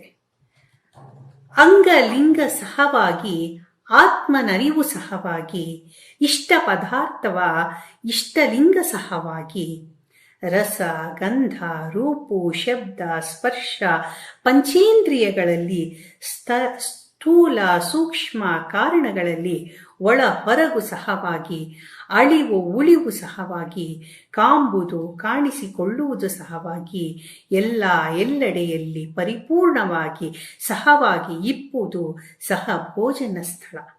ಹೀಗೆ ಸಹವಾಗಿ ಭವಿತವನ್ನು ಗೆದ್ದು ಭಗವಂತನಲ್ಲಿ ಸಹವಾಗುವ ಆ ಕ್ಷಣ ಅಕ್ಕಮ್ಮನ ಆತ್ಯಂತಿಕ ಗುರಿಯಾಗಿದೆ. ಅದಿಲ್ಲದಿದ್ದರೆ ಎಣ್ಣೆ ನೀರಿನಂತೆ, ಮಣ್ಣು ಹೊನ್ನಿನಂತೆ ಒಂದರೊಳಗೆ ಒಂದಿದ್ದೂ ಕೂಡ ಎಲ್ಲವನ್ನೂ ಬೇರೆಯೇ. ಭಿನ್ನವಾಗುವುದು ಅಂದರೆ ಅವಳಿಗೆ ಬೀಜ ಎರಡು ಹೋಳಾಗಿ ಮೊಳಕೆಯ ಚೈತನ್ಯವನ್ನ ಕಳ್ಕೊಂಡ ಹಾಗಾಗಿನೇನೆ ಭಿನ್ನವಾಗದೆ ಸಂದೇಹವನ್ನ ಹರಿದುಕೊಳ್ಬೇಕು. ಹಾಗೆ ಹರಿದುಕೊಂಡವನಿಗೆ ಮಾತ್ರ ಸಹಭೋಜನದ ಭಾಜನ ಅಂತ ಹೇಳಂತಾಳೆ. ವ್ರತ, ಶೀಲ, ಆಚಾರ ಸಂಪನ್ನವಾದ ಅಕ್ಕಮ್ಮನ ಜೀವನ ಆಧ್ಯಾತ್ಮೀಕರಣಕ್ಕೆ ಒಳಗಾಗಿರುವಂಥದ್ದು. ಹೀಗಿದ್ದು ಅವಳಿಗೆ ಸಮಾಜದ ಬಗ್ಗೆ ವಿಪರೀತವಾದಂತಹ ಕಾಳಜಿ ಇದೆ.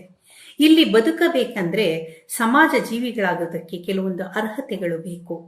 ಅವುಗಳನ್ನು ಅನುಸರಿಸದೆ ಹೋದಲ್ಲಿ ರಾಮಲಿಂಗನಿಗೆ ಒಪ್ಪಿತವಲ್ಲ ಅಂತ ಹೇಳಂದು ಆಕೆ ಹೇಳ್ತಾಳೆ. ಆದ್ದರಿಂದನೇ ಅವಳು ಒಂದು ಮಾತನ್ನು ಹೇಳ್ತಾಳೆ, ತುಂಬ ಚೆನ್ನಾಗಿದೆ. ಬಂದುದ ಸಾಕೆನ್ನದೆ, ಬಾರದುದ ತಾಯೆನ್ನದೆ ಬದುಕಬೇಕು. ಇಷ್ಟು ತೃಪ್ತಿ ಇಲ್ದಿದ್ರೆ ಮನುಷ್ಯನಿಗೆ ಅವನ ಜನ್ಮಕ್ಕೆ ಎಲ್ಲಿಯ ಸಮಾಧಾನ ಅಂತ ಹೇಳಂದು ಆಕೆ ಪ್ರಶ್ನಿಸ್ತಾಳೆ. ಇಡೀ ಜಗತ್ತು ಸಂಬಂಧಗಳ ಮೇಲೆ ನಿಂತಿದೆ. ಮಾನವ ಸಾಮಾಜಿಕೀಕರಣಕ್ಕೆ ಒಳಗಾದ ಹಾಗೆಲ್ಲ ಸಂಬಂಧಗಳ ಒಳ ವ್ಯಾಖ್ಯಾನವನ್ನು ತನಗೆ ಹೇಗೆ ಬೇಕೋ ಹಾಗೆ ಬದಲಿಸ್ಕೊಳ್ತಾ ಬಂದಿದ್ದಾನೆ. ಲೋಕದ ನೀತಿಯನ್ನ ಆಕೆ ಪ್ರಶ್ನಿಸುವುದು ಇವತ್ತಿನ ವೈಜ್ಞಾನಿಕ ಸಂಗತಿಗಳಿಗೆ ಹತ್ರ ಆಗ್ತಾ ಹೋಗುತ್ತೆ. ತಂದೆಯ ಒಂದಾಗಿ ಬಂದ ಸೋದರ ಗಂಡೆಲ್ಲ ತಂದೆಯಾದ ಕಾರಣ ಆ ತಂದೆಯ ಒಡ ಹುಟ್ಟಿದ ಹೆಣ್ಣೆಲ್ಲ ತನಗೆ ತಾಯಲ್ಲವೇ? ಆಕೆಯ ಅತ್ತೆಯನೆಂದು ಜಗದ ತೆತ್ತು ಮತ್ತರ ನಾನರಿಯನಯ್ಯ, ಮತ್ತೆ ಗೊತ್ತಿಲ್ಲವೆಂದು ತಾವು ಬಳಸುವುದಕ್ಕೆ ಆಕೆಯ ಮಗಳನ್ನು ಸತಿಯನೇ ಮಾಡಿಕೊಳ್ಳಬಹುದೇ? ಹೆತ್ತ ತಾಯ ಮಗಳ ಮಗಳು ಒಡ ಹುಟ್ಟಿದವಳಲ್ಲವೇ ಅಂತ ಹೇಳಂದು ಸಂಬಂಧಗಳ ಆಳ ಅಗಲಗಳನ್ನು ಆಕೆ ಪ್ರಶ್ನೆ ಮಾಡ್ತಾಳೆ. ಹೀಗೆ ಪ್ರಶ್ನಿಸುವ ಮೂಲಕ ನಮ್ಮೊಳಗಡೆಗೆ ಒಂದು ಅಚ್ಚರಿಯನ್ನು ಹುಟ್ಟಾಕ್ತಾಳೆ. ಬೇರು ಮುಟ್ಟದ ಸಾರ ದ್ಯಾರಿಗೆ ಪ್ರಿಯ ಅಂತ ಕೇಳ್ತಾ, ಸಾರ ಬೇರು ಮುಟ್ಟದೆ ಹೋದರೆ ಮೇಲೆ ಗಿಡ ಪಲ್ಲವಿಸುವುದಾದ್ರೂ ಹೇಗೆ ಅನ್ನುವಂತಹ ಅಕ್ಕಮ್ಮ ಗಂಡನ ಇದಿರೋ ಆಕೆಯ ಹೆಂಡತಿಯನ್ನು ತಾಯೆಂದು ಕರೆದು ಅವನಿಲ್ಲದಾಗ ಆಕೆಗೆ ಆಸೆ ಪಡಬಾರದು. ಲೌಕಿಕರು ಮೆಚ್ಚಿಸಲಿಕ್ಕೆ ಯಾವ ವೇಷವನ್ನೂ ಧರಿಸದೆ ಕಾಯದ ಹೊರಗಾದ ಸುಖವನ್ನು ಸುಖಕ್ಕೆ ಹೊರಗಾದಂತಹ ಅರ್ಪಿತಕ್ಕೂ ಹಾತೊರೆಯಬೇಕು. ಅದನ್ನು ಬಿಟ್ಟು ಹಿಡಿಯ ನೆಂಬುದ ಹಿಡಿದಲ್ಲಿ ಅದು ಸುರಾಪಾನ ಮತ್ತು ಆ ನಿಶೆ ಲಿಂಗಕ್ಕೆ ಸಲ್ಲದು ಅಂತ ಹೇಳ್ತಾಳೆ. ಹೀಗೆ ಅನೇಕ ಅನೇಕ ಅನೇಕ ಸಾಲುಗಳಲ್ಲಿ ಆಕೆ ಒಂದು ಭಿನ್ನವಾದಂತಹ ಎರಡು ಸಂಗತಿಗಳನ್ನು ಜೊತೆ ಸೇರಿಸೋದ್ರ ಮೂಲಕ ಒಂದು ತನ್ನದೇ ಆದಂತಹ ಒಂದು ಭಾಷೆಯನ್ನು ಆಕೆ ರೂಪಿಸ್ಕೊಳ್ತಾ ಹೋಗ್ತಾಳೆ. ಅದಕ್ಕೆ ಉದಾಹರಣೆಯಾಗಿ ಒಂದು 4-6 ಅವಳ ವಚನದ ಸಾಲುಗಳನ್ನು ನಾವು ನೋಡ್ಬೋದು. ತರು ಫಲವ ಹೊತ್ತಂತೆ ಸವಿಯ ನರಿಯದಾಗಿ, ಸರಸಕ್ಕೆ ಸತ್ತವರುಂಟೆ, ವಿನೋದಕ್ಕೆ ಪಾರದ್ವಾರವುಂಟೆ, ವ್ರತವೆಂದರೇನು ವಸ್ತುವ ಕಾಂಬುದಕ್ಕೆ ನಿಚ್ಚಣಿಕೆ, ಅದು ಕಾಯದೊಳಗಾದ ಸುಖ, ಸುಖದ ಹೊರತಾದ ಅರ್ಪಿತ, ಎಲ್ಲರ ಮೀರಿ ಶೀಲವಂತನಾದಲ್ಲಿ ರೋಗವೆಲ್ಲಿಂದ ಬಂದಿತು, ತನ್ನಯ ಸ್ವಪ್ನದಲ್ಲಿ ತನ್ನದಲ್ಲುದ ಕಂಡೊಡೆ, ಹಸಿ ಮಸಿ ವಾಣಿಜ್ಯ ಮುಂತಾದ ಕಾಯಕವ ಮಾಡಿ. ಇಲ್ಲಿ ವಾಣಿಜ್ಯ ಅನ್ನುವುದು ಕೂಡ ತುಂಬ ಅಪರೂಪದ ಬಳಕೆನೇನೆ, ಅದು ಈಕೆಯಲ್ಲಿ ಕಾಣುತ್ತೆ. ಹೀಗೆ ಅನೇಕ ಅಪರೂಪದ ಸಂಗತಿಗಳನ್ನು ಹೇಳ್ತಾ ಆಕಿ ತನ್ನ ವಚನಗಳಲ್ಲಿ ತನ್ನ ವೈಶಿಷ್ಟ್ಯತೆಯನ್ನು ಮೆರೀತಾಳೆ. ಅಕ್ಕಮ್ಮ ತನ್ನ ಜೀವನ ಶೋಧಕ್ಕಾಗಿ ಬೇರೆ ಯಾವುದೋ ತತ್ವವನ್ನು ಸಿದ್ಧಾಂತವನ್ನು ಅನುಸರಿಸೋದಿಲ್ಲ. ಮೇಲ್ನೋಟಕ್ಕೆ ಕಟ್ಟ ವೀರಶೈವವನ್ನು ಅನುಸರಿಸ್ತಾ ಇದ್ದಾಳೆ ಈಕೆ ಅಂತ ಹೇಳಂತ ಕಾಣಿಸಿದ್ರು ಕೂಡ ತನ್ನ ಪ್ರಾಣವನ್ನು ಜೀವವನ್ನು ಒತ್ತೆ ಇಟ್ಟು ಶೋಧಕ್ಕೆ ತೊಡಗಿಕೊಳ್ತಾಳೆ. ಅವಳಲ್ಲಿ ಇರುವಂತಹ ನಿಷ್ಠೆ ಅವಳ ದೇಹ ಮತ್ತು ಭಾವವನ್ನು ಕಡೆದು ತೆಗೆದಿದ್ದೇ ಆಗಿದೆ. ಅದಕ್ಕಾಗಿ ಅವಳು ಬೇರೆ ಯಾವುದನ್ನೂ ಅವಲಂಬಿಸಿದ ಹಾಗೆ ಕಾಣೋದಿಲ್ಲ.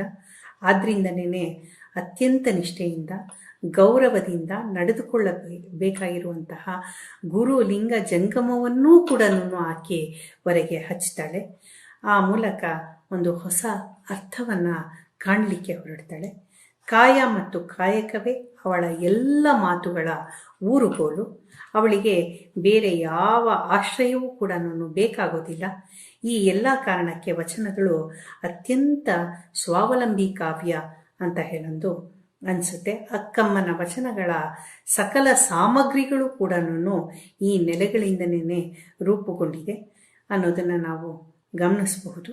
ಜೀವ ಎರಡಾಗುವ ಮುನ್ನ ಹೇಗೆ ಹೊಕ್ಕಳ ಬಳ್ಳಿಯ ಜೊತೆಗೆ ಆ ನಂಟಲ್ಲೇ ಅದು ಬೆಳೆಯುತ್ತೋ ಹಾಗೆ ಅಕ್ಕಮ್ಮನ ಕಾವ್ಯ ಕೂಡ ಅವಳ ಕಾಯಕ ಮತ್ತು ಧರ್ಮಶ್ರದ್ಧೆಯ ನೇರ ಹಾಗೂ ನಿಜಾಯಿತಿಯ ಹೊಕ್ಕಳ ಬಳ್ಳಿಯ ಮೂಲಕವೇನೇ ಬೆಳೀತಾ ಹೋಗುತ್ತೆ. ಈ ವಚನಗಳಲ್ಲಿ ಕಾವ್ಯಾತ್ಮಕತೆ ಇದೆಯಾ ಇಲ್ವಾ ಅನ್ನೋದು ನನಗೆ ಆಸಕ್ತಿಯ ವಿಷಯ ಅಲ್ಲ. ಆಕೆಯ ವಚನಗಳಲ್ಲಿ ಕಾವ್ಯಾತ್ಮಕತೆ ಇಲ್ಲ ಅಂತ ಹೇಳೋರು ಇದ್ದಾರೆ. ಆದರೆ ನನಗನ್ಸುತ್ತೆ ಆ ಮಾತುಗಳಲ್ಲಿ ಹುದುಗಿರಬಹುದಾದಂಥ ಬೇರೆ ಬೇರೆ ಭಿನ್ನವಾದಂತಹ ನೆಲೆಗಳು, ಭಿನ್ನವಾದಂತಹ ಸ್ತರಗಳು, ಮತ್ತು ಹೇಗೆ ಅವಳು ಬೇರೆಯವರಿಗಿಂತ ಭಿನ್ನವಾಗಿ ಮಾತಾಡ್ತಾಳೆ ಅನ್ನೋದು, ಮತ್ತು ಅವಳ ಕಾವ್ಯ ಶ್ರದ್ಧೆಯ ಪಾತಳಿ ಏನು, ಮತ್ತು ಅವಳ ಕಾವ್ಯಧರ್ಮಕ್ಕೆ ಅನಂತವಾದಂತಹ ಕಾಲದ ಸಂಗತಿಗಳನ್ನ ಅವಳು ಹೇಗೆ ತೂಗಿಸ್ಕೊಳ್ತಾ ಬರ್ತಾಳೆ ಅನ್ನೋದು ನನ್ನ ಆಸಕ್ತಿಯ ಸಂಗತಿಯಾಗಿದೆ.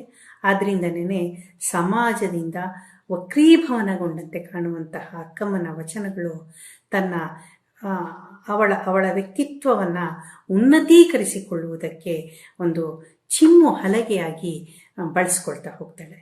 ಹೇಳುವ ಕ್ರಮ, ತೀವ್ರವಾದಂತಹ ವಿಚಾರವಂತಿಕೆ, ನಿಷ್ಠುರವಾದಂತಹ ನಿಲುವುಗಳ ಅಕ್ಕಮ್ಮನನ್ನು ಮತ್ತೆ ಮತ್ತೆ ಓದಿಗೆ ಒಳಗು ಮಾಡಬೇಕಾಗಿದೆ.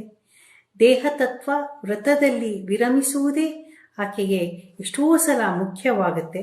ಆದರೆ ಅದರ ಮಧ್ಯದಲ್ಲೂ ಕೂಡ ಆಕೆ ಸಮಾಜದ ಸ್ವಾಸ್ಥ್ಯ ಮತ್ತು ಡಂಬಾಚಾರಗಳನ್ನು ಅದೆಲ್ಲೇ ಕಂಡರೂ ಕೂಡ ಖಂಡಿಸುವಂತಹ ದಾಷ್ಟ್ರ್ಯವನ್ನು ನಮಗೆ ತೋರ್ತಾ ನಮ್ಮಲ್ಲಿ ಒಂದು ಅಚ್ಚರಿಯನ್ನು ಹುಟ್ಟುಹಾಕ್ತಾಳೆ.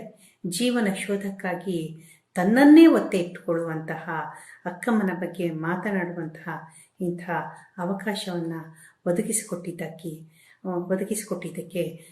ಸಾಣೆಹಳ್ಳಿ ಶ್ರೀಗಳವರನ್ನು ಮತ್ತು ಅವರ ಸಹವರ್ತಿಗಳಿಗೂ ಹಾಗೂ ಕೇಳಿದಂತಹ ಕನ್ನಡದ ಎಲ್ಲ ಮನಸ್ಸುಗಳಿಗೂ ನಾನು ಆಭಾರಿಯಾಗಿದ್ದೇನೆ. ನನ್ನ ಧನ್ಯವಾದಗಳನ್ನ ಅರ್ಪಿಸ್ತಾ ಇದ್ದೇನೆ. ನಮಸ್ಕಾರ. ಮತ್ತೆ ಕಲ್ಯಾಣದ ಸಂದೇಶ ಸಂದೇಶ, ಮತ್ತೆ ಕಲ್ಯಾಣದ ಸಂದೇಶ, ಮತ್ತೆ ಕಲ್ಯಾಣದ ಸಂದೇಶ, ಮತ್ತೆ ಕಲ್ಯಾಣದ ಸಂದೇಶ.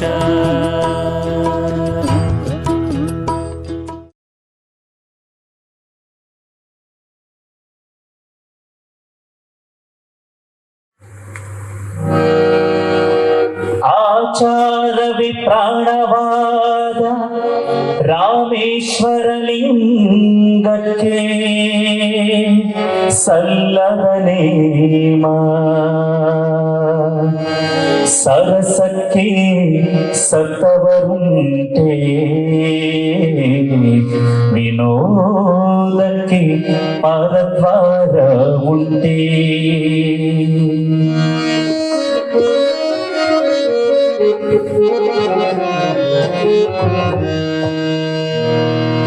ಸರಸಕ್ಕೆ ಸತ್ತವರುಂಟೆ, ವಿನೋದಕ್ಕೆ ಪರದ್ವಾರ ಉಂಟೆ. ಸರಸಕ್ಕೆ ಸತ್ತವರುಂಟೆ, ವಿನೋದಕ್ಕೆ ಪರದ್ವಾರ ಉಂಟೆ. ಅತ್ತಿಗೆಂದು ಕಣ್ಣ ಕುತ್ತಿದಳೆ ಆ ಕೆಟ್ಟ ಕೇಡು, ಅತ್ತಿಗೆಂದು ಕಣ್ಣ ಕುತ್ತಿದಳೆ ಆ ಕೆಟ್ಟ ಕೇಡು.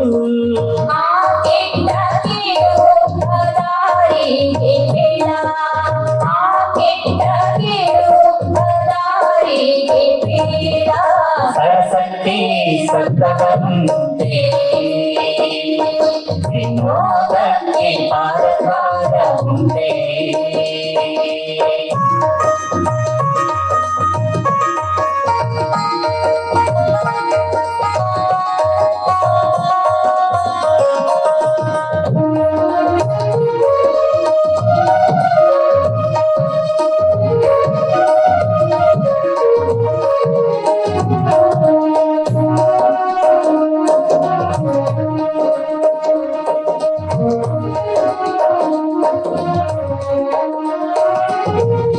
ಸತ್ಯರಾಗಿದ್ದು ಭಕ್ತರು ಜಂಗಮದಲ್ಲಿ ಚಂದ್ರಘೋಷಿಯರಾಡುವ, ಸತ್ಯರಾಗಿದ್ದು ಭಕ್ತರು ಜಂಗಮದಲ್ಲಿ ಚಂದ್ರಘೋಷಿಯರಾಡುವ.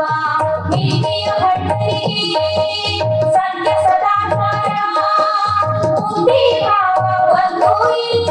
ಮಿತಿಯ ಭಟ್ಟರಿಗೆ ಸತ್ಯ ಸದಾಚಾರ ಬುದ್ಧಿ ಭಾವ ಒಂದು ಇಲ್ಲ.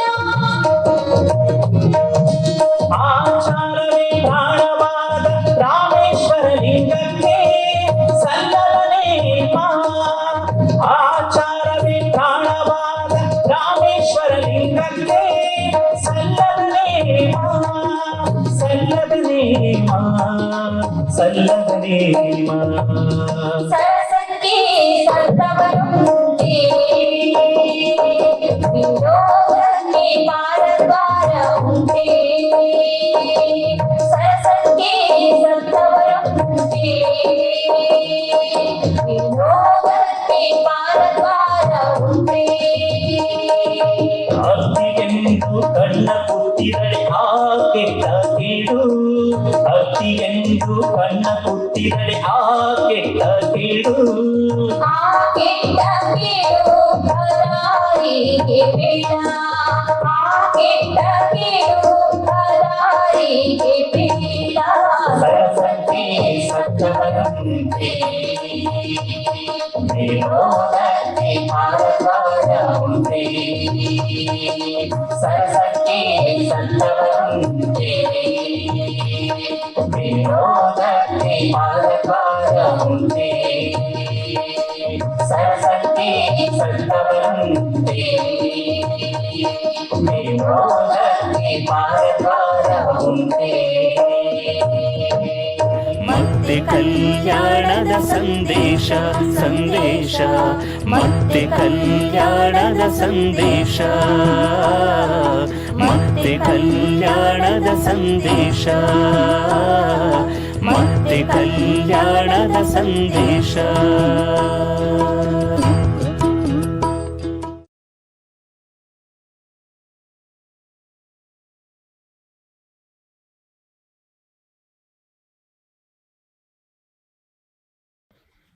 ಏಳನೆಯ ದಿನದ ಮತ್ತೆ ಕಲ್ಯಾಣ ಕಾರ್ಯಕ್ರಮ ಆಚಾರವೇ ಪ್ರಾಣವಾದ ಅಕ್ಕಮ್ಮನ ವಚನಗೀತೆಗಳಿಂದ ಪ್ರಾರಂಭವಾಗಿದೆ.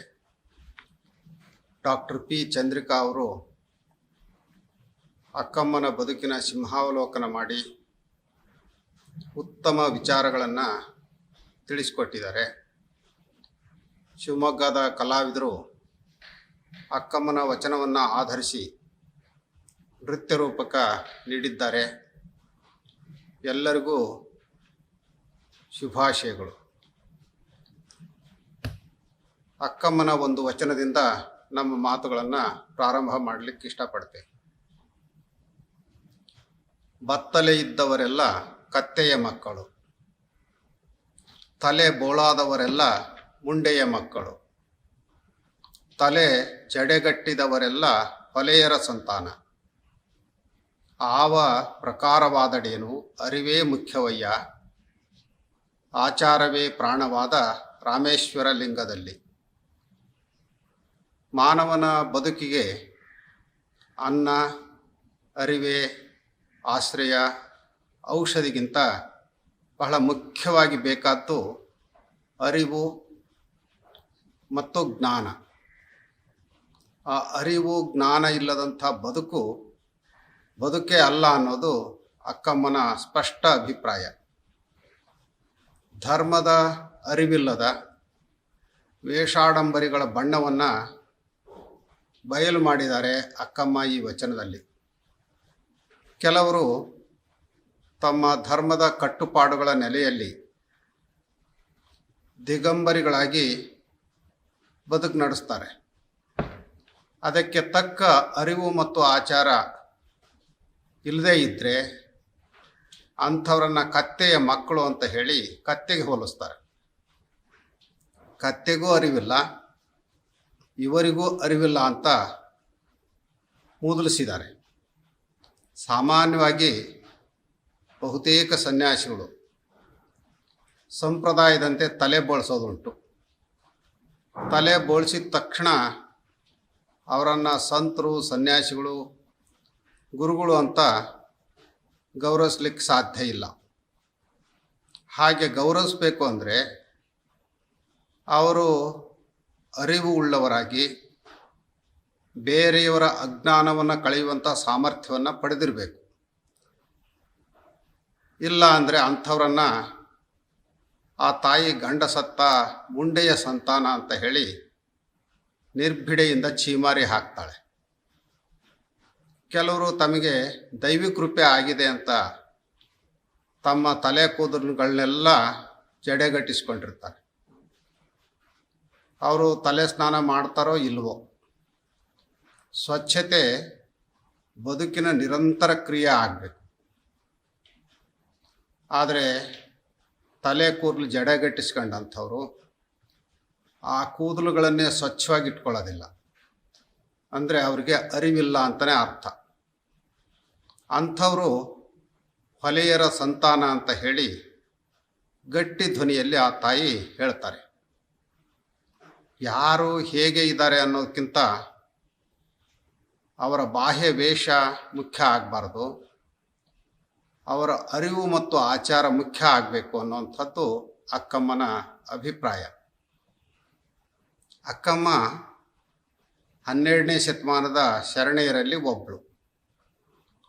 ಅತ್ಯಂತ ತಳವರ್ಗದಿಂದ ಬಂದವಳು. ಹುಟ್ಟು, ಜಾತಿ, ಶ್ರೀಮಂತಿಕೆ ಅಥವಾ ಬಡತನದ ಆಧಾರದ ಮೇಲೆ ಒಬ್ಬರ ವ್ಯಕ್ತಿತ್ವವನ್ನು ಅಳೆಯಲಿಕ್ಕೆ ಸಾಧ್ಯ ಇಲ್ಲ.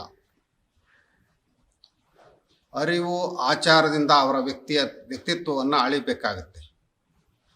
ಹಾಗಾಗಿ ಅಕ್ಕಮ್ಮನವರ ವಚನಗಳ ಅಂಕಿತ ಆಚಾರವೇ ಪ್ರಾಣವಾದ ರಾಮೇಶ್ವರ ಲಿಂಗ ಅನ್ನುವಂಥದ್ದು. ಇದು ತುಂಬ ವಿನೂತನವಾದ ಅಂಕಿತ ಅಂತ ನಮಗನಿಸುತ್ತೆ. ಈ ಅಂಕಿತವುಳ್ಳ 154 ವಚನಗಳು ದೊರೆತಿವೆ. ಅವರ ವಚನಗಳಲ್ಲಿ ವ್ರತ, ಶೀಲ, ಆಚಾರ, ಕಾಯಕ, ಗುರು, ಲಿಂಗ, ಜಂಗಮ, ಪಂಚಾಚಾರ ಇಂಥ ಹಲವಾರು ವಿಚಾರಗಳು ಪ್ರತಿಪಾದಿತ ಆಗಿವೆ. ಅಕ್ಕಮ್ಮನವರ ಕೌಟುಂಬಿಕ ವಿಷಯ, ಜನ್ಮಸ್ಥಳ ಇತ್ಯಾದಿ ಮಾಹಿತಿಗಳು ಎಲ್ಲೂ ದೊರೆಯೋದಿಲ್ಲ. ಅವರ ವಚನಗಳಲ್ಲಿ ವಾಸ್ತವ ಲೋಕದ ಸಂಗತಿಗಳಿಗೆ ಹೆಚ್ಚು ಒತ್ತು ನೀಡಿರುವಂಥದ್ದು ಕಂಡುಬರುತ್ತೆ. ಅವರ ಪ್ರತಿಯೊಂದು ಮಾತುಗಳು ಕೂಡ ಗಟ್ಟಿ ಧ್ವನಿಯಲ್ಲೇ ಕೇಳಿಬರ್ತಾವೆ. ನಿರ್ಭೀತರಾಗಿ ಸಮಾಜದ ಹುಳುಕುಗಳನ್ನು ಅನಾವರಣಗೊಳಿಸಿದ್ದಾರೆ. ಕೀಳರಿಮೆಯಿಂದ ಹೊರಬಂದ ಆ ತಾಯಿ ಆತ್ಮೋದ್ಧಾರದ ಮಾರ್ಗವನ್ನು ಕಂಡುಕೊಂಡದ್ದು ಅವಳ ವಚನಗಳಿಂದ ವೇದ್ಯವಾಗುತ್ತೆ. ಅವಳು ಮೊದಲಿಗೆ ವೇಶ್ಯಾವೃತ್ತಿ ಮಾಡ್ತಿದ್ಲು ಅನ್ನುವಂಥ ಅಭಿಪ್ರಾಯ ಇದೆ. ಶರಣರ ಸಂಪರ್ಕಕ್ಕೆ ಬಂದ ಮೇಲೆ ಆ ವೃತ್ತಿಯನ್ನು ನಿರಾಕರಿಸಿ ಶುದ್ಧ ಸಾತ್ವಿಕ ಬದುಕನ್ನು ಸಾಗಿಸ್ತಾ ಇದ್ರು ಅನ್ನೋದಕ್ಕೆ ಅವರ ವಚನಗಳೇ ಸಾಕ್ಷಿಯನ್ನು ನುಡಿತಾ ಇವೆ. ಕಾರಣ ಅಕ್ಕಮ್ಮನ ಪ್ರತಿಯೊಂದು ವಚನಗಳು ಹೇಳುವಂಥದ್ದು ಆಚಾರ ಮತ್ತು ವಿಚಾರ ಶುದ್ಧಿಯನ್ನು.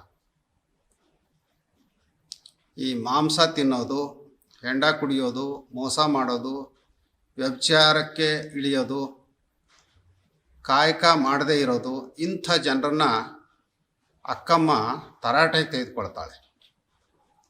ಅಂಥವರ ಒಡನಾಟ ಮಾಡಿದವರು ಲಿಂಗ ಜಂಗಮಕ್ಕೆ ದೂರ ಆಗ್ತಾರೆ ಅಂತ ಹೇಳ್ತಾಳೆ.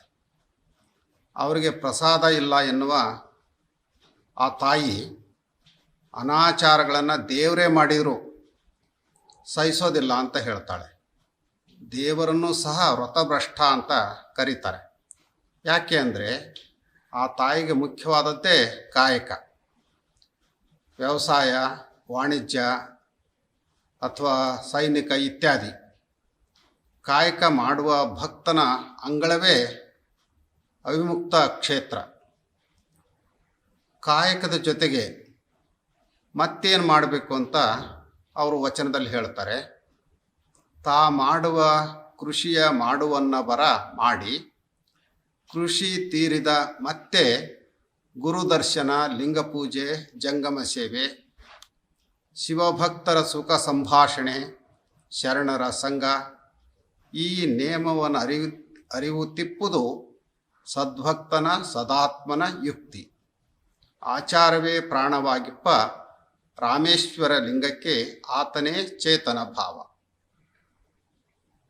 ಗುರುದರ್ಶನ, ಲಿಂಗಪೂಜೆ, ಜಂಗಮ ಸೇವೆಗಿಂತ ಕಾಯಕ ಮುಖ್ಯ ಅನ್ನುವಂಥದ್ದು ಬಹುತೇಕ ಶರಣರ ಅಭಿಪ್ರಾಯ. ಈ ಅಭಿಪ್ರಾಯವನ್ನು ಗೌರವಿಸ್ತಾ ಆ ತಾಯಿ ಹೇಳೋದನ್ನು ಗಮನಿಸಬೇಕು. ಕಾಯಕ ಪ್ರತಿಯೊಬ್ಬರಿಗೂ ಕಡ್ಡಾಯ. ತಮ್ಮ ಕಾಯಕದ ನಂತರ ಗುರುದರ್ಶನ, ಲಿಂಗಪೂಜೆ, ಜಂಗಮ ಸೇವೆಯನ್ನೂ ಮಾಡಬೇಕು. ಅದರ ಜೊತೆ ಶಿವಭಕ್ತರ ಜೊತೆ ಸುಖ ಸಂಭಾಷಣೆ ನಡೆಸಬೇಕು. ಶರಣರ ಸತ್ಸಂಗದಲ್ಲಿ ಕಾಲದ ಸದುಪಯೋಗವನ್ನು ಮಾಡಿಕೊಳ್ಬೇಕು. ಈ ರೀತಿಯ ನಿಯಮ ಪಾಲಿಸೋದೇ ಸದ್ಭಕ್ತನ ಸದಾತ್ಮನ ಯುಕ್ತಿ ಅಂತ ಹೇಳ್ತಾರೆ. ಅಂಥವ್ರು ಮಾತ್ರ ರಾಮೇಶ್ವರ ಲಿಂಗಕ್ಕೆ ಹತ್ತಿರದವರಾಗ್ತಾರೆ, ಬೇಕಾದವರಾಗ್ತಾರೆ. ಹೀಗೆ ಹೇಳುವ ಮೂಲಕ ಅನುಭವ ಗೋಷ್ಠಿ, ಶರಣರ ಜೊತೆ ಸಂವಾದ, ಗುರು ಲಿಂಗ ಜಂಗಮ ಸೇವೆಯನ್ನು ಕಾಯಕದ ಜೊತೆ ಮಾಡಬೇಕು ಅನ್ನುವಂಥ ನಿಯಮ ವಿಧಿಸ್ತಾರೆ. ಕಾಯಕವೇ ಕೈಲಾಸ ಅಂದಮೇಲೆ ಮತ್ತ್ಯಾಕೆ ಲಿಂಗ ಪೂಜೆ, ಗುರುದರ್ಶನ, ಜಂಗಮ ದಾಸೋಹ ಮಾಡಬೇಕು ಅಂತ ತರ್ಕ ಮಾಡುವಂಥ ಬುದ್ಧಿವಂತರು ಇದ್ದಾರೆ. ಇನ್ನು ಕೆಲವರು ಗುರುದರ್ಶನ, ಲಿಂಗ ಪೂಜೆ, ಜಂಗಮ ಸೇವೆಗೆ ಶರಣರು ಒತ್ತು ನೀಡಿದ್ದಾರೆ, ನಾವು ಅವರ ಆಶಯದಂತೆ ಬದುಕ್ತಾ ಇರುವಾಗ ಮತ್ತ್ಯಾಕೆ ಕಾಯಕ ಮಾಡಬೇಕು ಅಂತ ಹುಂಬ್ರಂತೆ ಮಾತಾಡೋದು ಉಂಟು. ಅಂಥವರು ಅಕ್ಕಮ್ಮನ ವಚನದ ಆಶಯವನ್ನು ಅರ್ಥ ಮಾಡಿಕೊಳ್ಬೇಕಾಗಿದೆ. ಕೆಲವರು ಮಾಡಬಾರ್ದನ್ನು ಮಾಡಿ ಅದಕ್ಕೆ ಪ್ರಾಯಶ್ಚಿತ್ತ ಮಾಡಿಕೊಂಡ್ರೆ ಮಾಡಿದ ಪಾಪ ಕಳೆದು ಹೋಗುತ್ತೆ ಅಂತ ಭ್ರಮೆಯಲ್ಲಿ ಇರ್ತಾರೆ. ಅವರು ಮಾಡಿದ ಪಾಪ ಕಾರ್ಯಗಳಿಗಾಗಿ ಯಾರೋ ಪುರೋಹಿತರು ಶಾಸ್ತ್ರಿಗಳು ಹೇಳುವಂಥ ಪ್ರಾಯಶ್ಚಿತ್ತದ ಕಾರ್ಯಗಳನ್ನು ಬಹಳ ನಿಷ್ಠೆಯಿಂದ ಮಾಡ್ತಾ ಇರ್ತಾರೆ. ಅಂಥವರನ್ನು ಕುರಿತು ಆಚಾರ ತಪ್ಪಿದಲ್ಲಿ ಪ್ರಾಯಶ್ಚಿತ್ತ ಉಂಟೆಂಬ ಅನಾಚಾರಿಗಳ ಮುಖವ ನೋಡಲಾಗದು ಅಂತ ಹೇಳ್ತಾರೆ. ಏನೇ ಪ್ರಾಯಶ್ಚಿತ್ತ ಮಾಡಿಕೊಂಡ್ರು ಅವ್ರು ಮಾಡಿದ ಪಾಪ ಏನು ಪರಿಹಾರ ಆಗೋದಿಲ್ಲ. ಅದಕ್ಕಾಗಿಯೇ ಬಸವಣ್ಣವರು ಪ್ರಾಯಶ್ಚಿತ್ತದ ಬದಲಾಗಿ ಪಶ್ಚಾತ್ತಾಪದ ಮಾರ್ಗವನ್ನು ಸೂಚಿಸ್ತಾರೆ. ಒಬ್ಬ ವ್ಯಕ್ತಿ ತಾನು ಮಾಡಿದ ಪಾಪಕ್ಕಾಗಿ ಮನದಲ್ಲೇ ನೊಂದು ಬೆಂದು ಮುಂದೆ ನಾನು ಇಂಥ ಪಾಪ ಮಾಡೋದಿಲ್ಲ ಅಂತ ಹೇಳಿ ಸಂಕಲ್ಪ ಮಾಡೋದಿದೆಯಲ್ಲ, ಅದೇ ಪಶ್ಚಾತ್ತಾಪದ ಮಾರ್ಗ. ಹೀಗೆ ನಡೆದುಕೊಳ್ಳೋದೇ ನಿಜವಾದ ಆಚಾರ. ಇನ್ನು ಭಕ್ತರು ಯಾರು ಅನ್ನೋದಕ್ಕೆ ತುಂಬ ಸೊಗಸಾದ ಉದಾಹರಣೆಯನ್ನು ಅಕ್ಕಮ್ಮ ಕೊಡ್ತಾರೆ. ಎಲ್ಲೋ ಕೇಳಿದ ಮಾತನ್ನು ಮತ್ತೆಲ್ಲೋ ಬಂದು ಕಿವಿ ಊದೋದು ಅಂತ ಹೇಳ್ತಾರಲ್ಲ, ಹಾಗೆ ಕಿವಿ ಊದೋ ಅಂಥವ್ರು ಅಥವಾ ಚಾಡಿ ಹೇಳುವಂಥವ್ರು ಖಂಡಿತ ಭಕ್ತರಲ್ಲ. ಗಂಡನ ಎದುರಿಗೆ ಆತನ ಸತಿಗೆ ಅವ್ವ ಅಂತ ಗೌರವಿಸಿ ಅವನು ಮರೆ ಆಗ್ತಾನೆ ಕಾಮುಕ ಭಾವನೆಯನ್ನು ವ್ಯಕ್ತಪಡಿಸುವಂಥವ್ರನ್ನು ಭಂಡ್ರು ಅಂತ ಆ ತಾಯಿ ಛೀಮಾರಿ ಹಾಕ್ತಾಳೆ. ಅಂಥವ್ರಿಗೆ ವ್ರತ ನೇಮ ಯಾಕೆ ಬೇಕು? ಅವರು ಭಕ್ತರಾಗಲಿಕ್ಕೆ ಸಾಧ್ಯ ಇಲ್ಲ ಅನ್ನೋಂಥ ಅಕ್ಕಮ್ಮನ ಮಾತು ಮತ್ತೆ ಮತ್ತೆ ಆತ್ಮಾವಲೋಕನಕ್ಕೆ ದಾರಿ ಮಾಡಿಕೊಡುವಂತೆ ಇದೆ. ಅನಾಚಾರಿಗಳನ್ನು ನಾನು ನನ್ನ ಕಣ್ಣುಗಳಿಂದ ನೋಡೋದಿಲ್ಲ, ಮನಸ್ಸಿನಲ್ಲಿ ನೆನೆಯೋದಿಲ್ಲ ಅನ್ನುವಂಥ ಸಂಕಲ್ಪ ಅಕ್ಕಮ್ಮನದು. ಸದಾಚಾರದಿಂದ ನಡ್ಕೊಂಡ್ರೆ ಮನುಷ್ಯನಿಗೆ ಬರುವಂಥ ರೋಗ ರುಜಿನಗಳ ಭಯವೇ ಇರೋದಿಲ್ಲ ಅನ್ನೋವಂಥದ್ದು ಅವರ ಅಭಿಪ್ರಾಯ. ಹಾಗಾಗಿನೇ ಎಲ್ಲವ ಮೀರಿ ಶೀಲವಂತನಾದಲ್ಲಿ ರೋಗವೆಲ್ಲಿಂದ ಬಂದೀತು ಅಂತ ಕೇಳ್ತಾರೆ. ಕಂಗಳ ಮುಂದೆ ಕಂಡಂತೆ ಕಾಣಬಹುದೇ, ಮನ ನೆನೆದಂತೆ ಆಡಬಹುದೇ, ಕಂಡವರಲ್ಲಿ ಸಂಗವ ಮಾಡಬಹುದೇ, ಅದು ಸ್ವಾನುಭಾವರಿಗೆ ಸಲ್ಲದ ಮತ. ಶಿವಪೂಜಕರಲ್ಲಿ, ಶಿವಧ್ಯಾನ ಮೂರ್ತಿಗಳಲ್ಲಿ, ಶಿವಕಥಾ ಪ್ರಸಂಗಿಗಳಲ್ಲಿ, ಶಿವಾಧಿಕ್ಯವಲ್ಲದೆ ಪೆರತೊಂದ ನರಿಯದವರಲ್ಲಿ ತನು ಕರಗಿ ಮನ ಸಲೆ ಸಂದು ತ್ರಿವಿಧ ಪ್ರಸಾದದಲ್ಲಿ ಮಹಾಪ್ರಸಾದಿಯಾಗಿ ನಿಂದು ವ್ರತಾಂಗಕ್ಕೆ ಅಭಂಗ ಅವಿರಳನಾಗಿಪ್ಪ ಸದ್ಭಕ್ತನಂಗವೇ ಆಚಾರವೇ ಪ್ರಾಣವಾದ ರಾಮೇಶ್ವರಲಿಂಗದ ಸುಖ. ಇಲ್ಲಿಯೂ ಕೂಡ ಆಚಾರದ ಮಹತ್ವವನ್ನೇ ಹೇಳಿದ್ದಾರೆ. ನಮ್ಮ ಪಂಚೇಂದ್ರಿಯಗಳಲ್ಲಿ ಪ್ರಮುಖವಾದಂಥ ಕಣ್ಣುಗಳ ಮೇಲೆ ಹತೋಟಿ ಬಹಳ ಮುಖ್ಯ. ಅವುಗಳ ಮೇಲೆ ಹತೋಟಿ ಇಲ್ಲದೇ ಇದ್ದರೆ ಅವು ಏನೇನೋ ಕಾಣಲಿಕ್ಕೆ ನೋಡಲಿಕ್ಕೆ ಬಯಸಿ ಆ ವ್ಯಕ್ತಿಯ ಮರ್ಯಾದೆಯನ್ನೇ ಹರಾಜಿಗೆ ಹಾಕ್ಬೋದು. ಇನ್ನು ಎರಡನೇದು ಮನಸ್ಸಿನ ಮೇಲೆ ನಿಯಂತ್ರಣ ಇಲ್ಲದೇ ಇದ್ದರೆ ಅದು ಕೂಡ ಏನೇನೋ ನೆನೀತಾ ಎಂತೆಂಥವ್ರನ್ನೋ ದಿಕ್ಕು ತಪ್ಪಿಸಿ ದಿಂಡುರುಳುವಂತೆ ಮಾಡಬಹುದು. ಈ ನೆಲೆಯಲ್ಲಿ ಕಂಡವ್ರ ಜೊತೆಗೆ ವಿಶ್ವಾಸ ಬೆಳೆಸದೆ ಶರಣರ ಸಂಘ ಬೆಳೆಸೋದು ಸ್ವಾನುಭಾವರಿಗೆ ಸಲ್ಲುವಂತಹದ್ದು. ನಿಜವಾದ ವ್ರತ ಅಂದರೆ ಶಿವಪೂಜೆ ಮಾಡೋದು, ಶಿವನ ಧ್ಯಾನದಲ್ಲೇ ಇರೋದು, ಶಿವಕಥಾ ಪ್ರಸಂಗಗಳಲ್ಲಿ ಭಾಗವಹಿಸೋದು, ಶಿವಾನುಭಾವಿಗಳ ಸತ್ಸಂಗದಲ್ಲಿ ಇರೋದು. ಇದರ ಹೊರತಾಗಿ ಬೇರೆ ಏನನ್ನೂ ಅರಿಯದವರಲ್ಲಿ ತನು ಕರಗಿ ಮನ ಸಲೆ ಸಂದು ತ್ರಿವಿಧ ಪ್ರಸಾದದಲ್ಲಿ ಪಾಲ್ಗೊಳ್ಳುವುದು ಸುಖ ಎನ್ನುವ ಮೂಲಕ ಎಂಥ ವ್ರತಾಚರಣೆಗಳು ಇರಬೇಕು ಅನ್ನೋದನ್ನು ಆ ತಾಯಿ ಮನದಟ್ಟು ಮಾಡಿದ್ದಾರೆ. ಗುರುವಾದಡು ಆಚಾರ ಭ್ರಷ್ಟನಾದಡೆ ಅನುಸರಿಸಲಾಗದು. ಲಿಂಗವಾದಡು ಆಚಾರ ದೋಹಳವಾದಲ್ಲಿ ಪೂಜಿಸಲಾಗದು. ಜಂಗಮವಾದಡು ಆಚಾರ ಅನುಸರಣೆಯಾದಲ್ಲಿ ಕೂಡಲಾಗದು. ಆಚಾರವೇ ವಸ್ತು, ವ್ರತವೇ ಪ್ರಾಣ, ಕ್ರಿಯೆಯೇ ಜ್ಞಾನ, ಜ್ಞಾನವೇ ಆಚಾರ, ಆಚಾರವೇ ಪ್ರಾಣವಾದ ರಾಮೇಶ್ವರ ಲಿಂಗವು ತಾನೇ. ಗುರು ಸದಾಚಾರಿಯಾಗಿ ಸುಜ್ಞಾನಿಯಾಗಿ ಭಕ್ತರ ಅಜ್ಞಾನವನ್ನು ನಿವಾರಿಸಿ ಅವರಿಗೆ ಸನ್ಮಾರ್ಗವನ್ನು ತೋರಿಸ್ಬೇಕು. ಅದಕ್ಕೆ ಮೊದಲು ಆತ ಶರಣರ ತತ್ವ ಸಿದ್ಧಾಂತಗಳಿಗೆ ಅನುಗುಣವಾಗಿ ತನ್ನ ಬದುಕನ್ನು ಕಟ್ಕೊಳ್ಬೇಕು. ಸನ್ಮಾರ್ಗ ತೋರಿಸಬೇಕಾದಂಥ ಗುರುವೇ ಅನಾಚಾರಿಯಾಗಿದ್ದರೆ, ಅಜ್ಞಾನಿಯಾಗಿದ್ದರೆ, ಮೂಢಾಚರಣೆಗಳಲ್ಲಿ ಮುಳುಗಿದ್ರೆ ಆತ ಹೇಗೆ ಗುರುವಾಗ್ತಾನೆ? ಅಂಥ ಗುರುವನ್ನು ನಂಬಿ ಅಂಥ ಗುರುವಿನ ಹಿಂಬಾಲಕರಾಗಬಾರ್ದು ಅಂತ ಹೇಳಿ ಆ ತಾಯಿ ಭಕ್ತರನ್ನು ಎಚ್ಚರಿಸಿದ್ದಾಳೆ. ಮುಂದುವರೆದು ಲಿಂಗ ಅಂತ ಹೇಳಿ ಕಲ್ಲು ಕಟ್ಕೊಂಡ್ರೆ ಅದು ಲಿಂಗ ಆಗಲ್ಲ. ಅದಕ್ಕೂ ಸಂಸ್ಕಾರ ಮತ್ತು ಆಚಾರ ಬೇಕು. ಆಚಾರ ದ್ರೋಹ ಕಂಡು ಬಂದರೆ ಅಂಥ ಲಿಂಗವನ್ನು ಪೂಜಿಸಬಾರ್ದು ಅಂತ ದಿಗ್ಬಂಧನ ವಿಧಿಸ್ತಾರೆ. ಜಂಗಮ ಅರಿವು ಆಚಾರವುಳ್ಳವನಾಗಿ ನಡೆ ನುಡಿಗಳನ್ನು ಒಂದಾಗಿಸಿಕೊಂಡು ಭಕ್ತರಿಗೆ ವಿವೇಕದ ದಾರಿಯನ್ನು ತೋರಿಸಿ ಅವರ ಕೈ ಹಿಡಿದು ಗುರಿ ಮುಟ್ಟಿಸ್ಬೇಕು. ಆದರೆ ಗುರಿ ಮುಟ್ಟಿಸ್ಬೇಕಾದಂಥವನೇ ಅನಾಚಾರಿಯಾಗಿದ್ದರೆ ಅಂಥವನ ಜೊತೆ ಸೇರಬಾರ್ದು. ಯಾಕೆ ಅಂದರೆ ಆಚಾರವೇ ದೇವರು, ಆಚಾರವೇ ಪ್ರಾಣ, ಆಚಾರವೇ ಜ್ಞಾನ. ಮನುಷ್ಯ ಸದಾ ಜಾಗೃತನಾಗಿದ್ದು ಸತ್ಕಾರ್ಯ ಸಚ್ಚಿಂತನೆ ಮಾಡ್ತಾ ಇರಬೇಕು.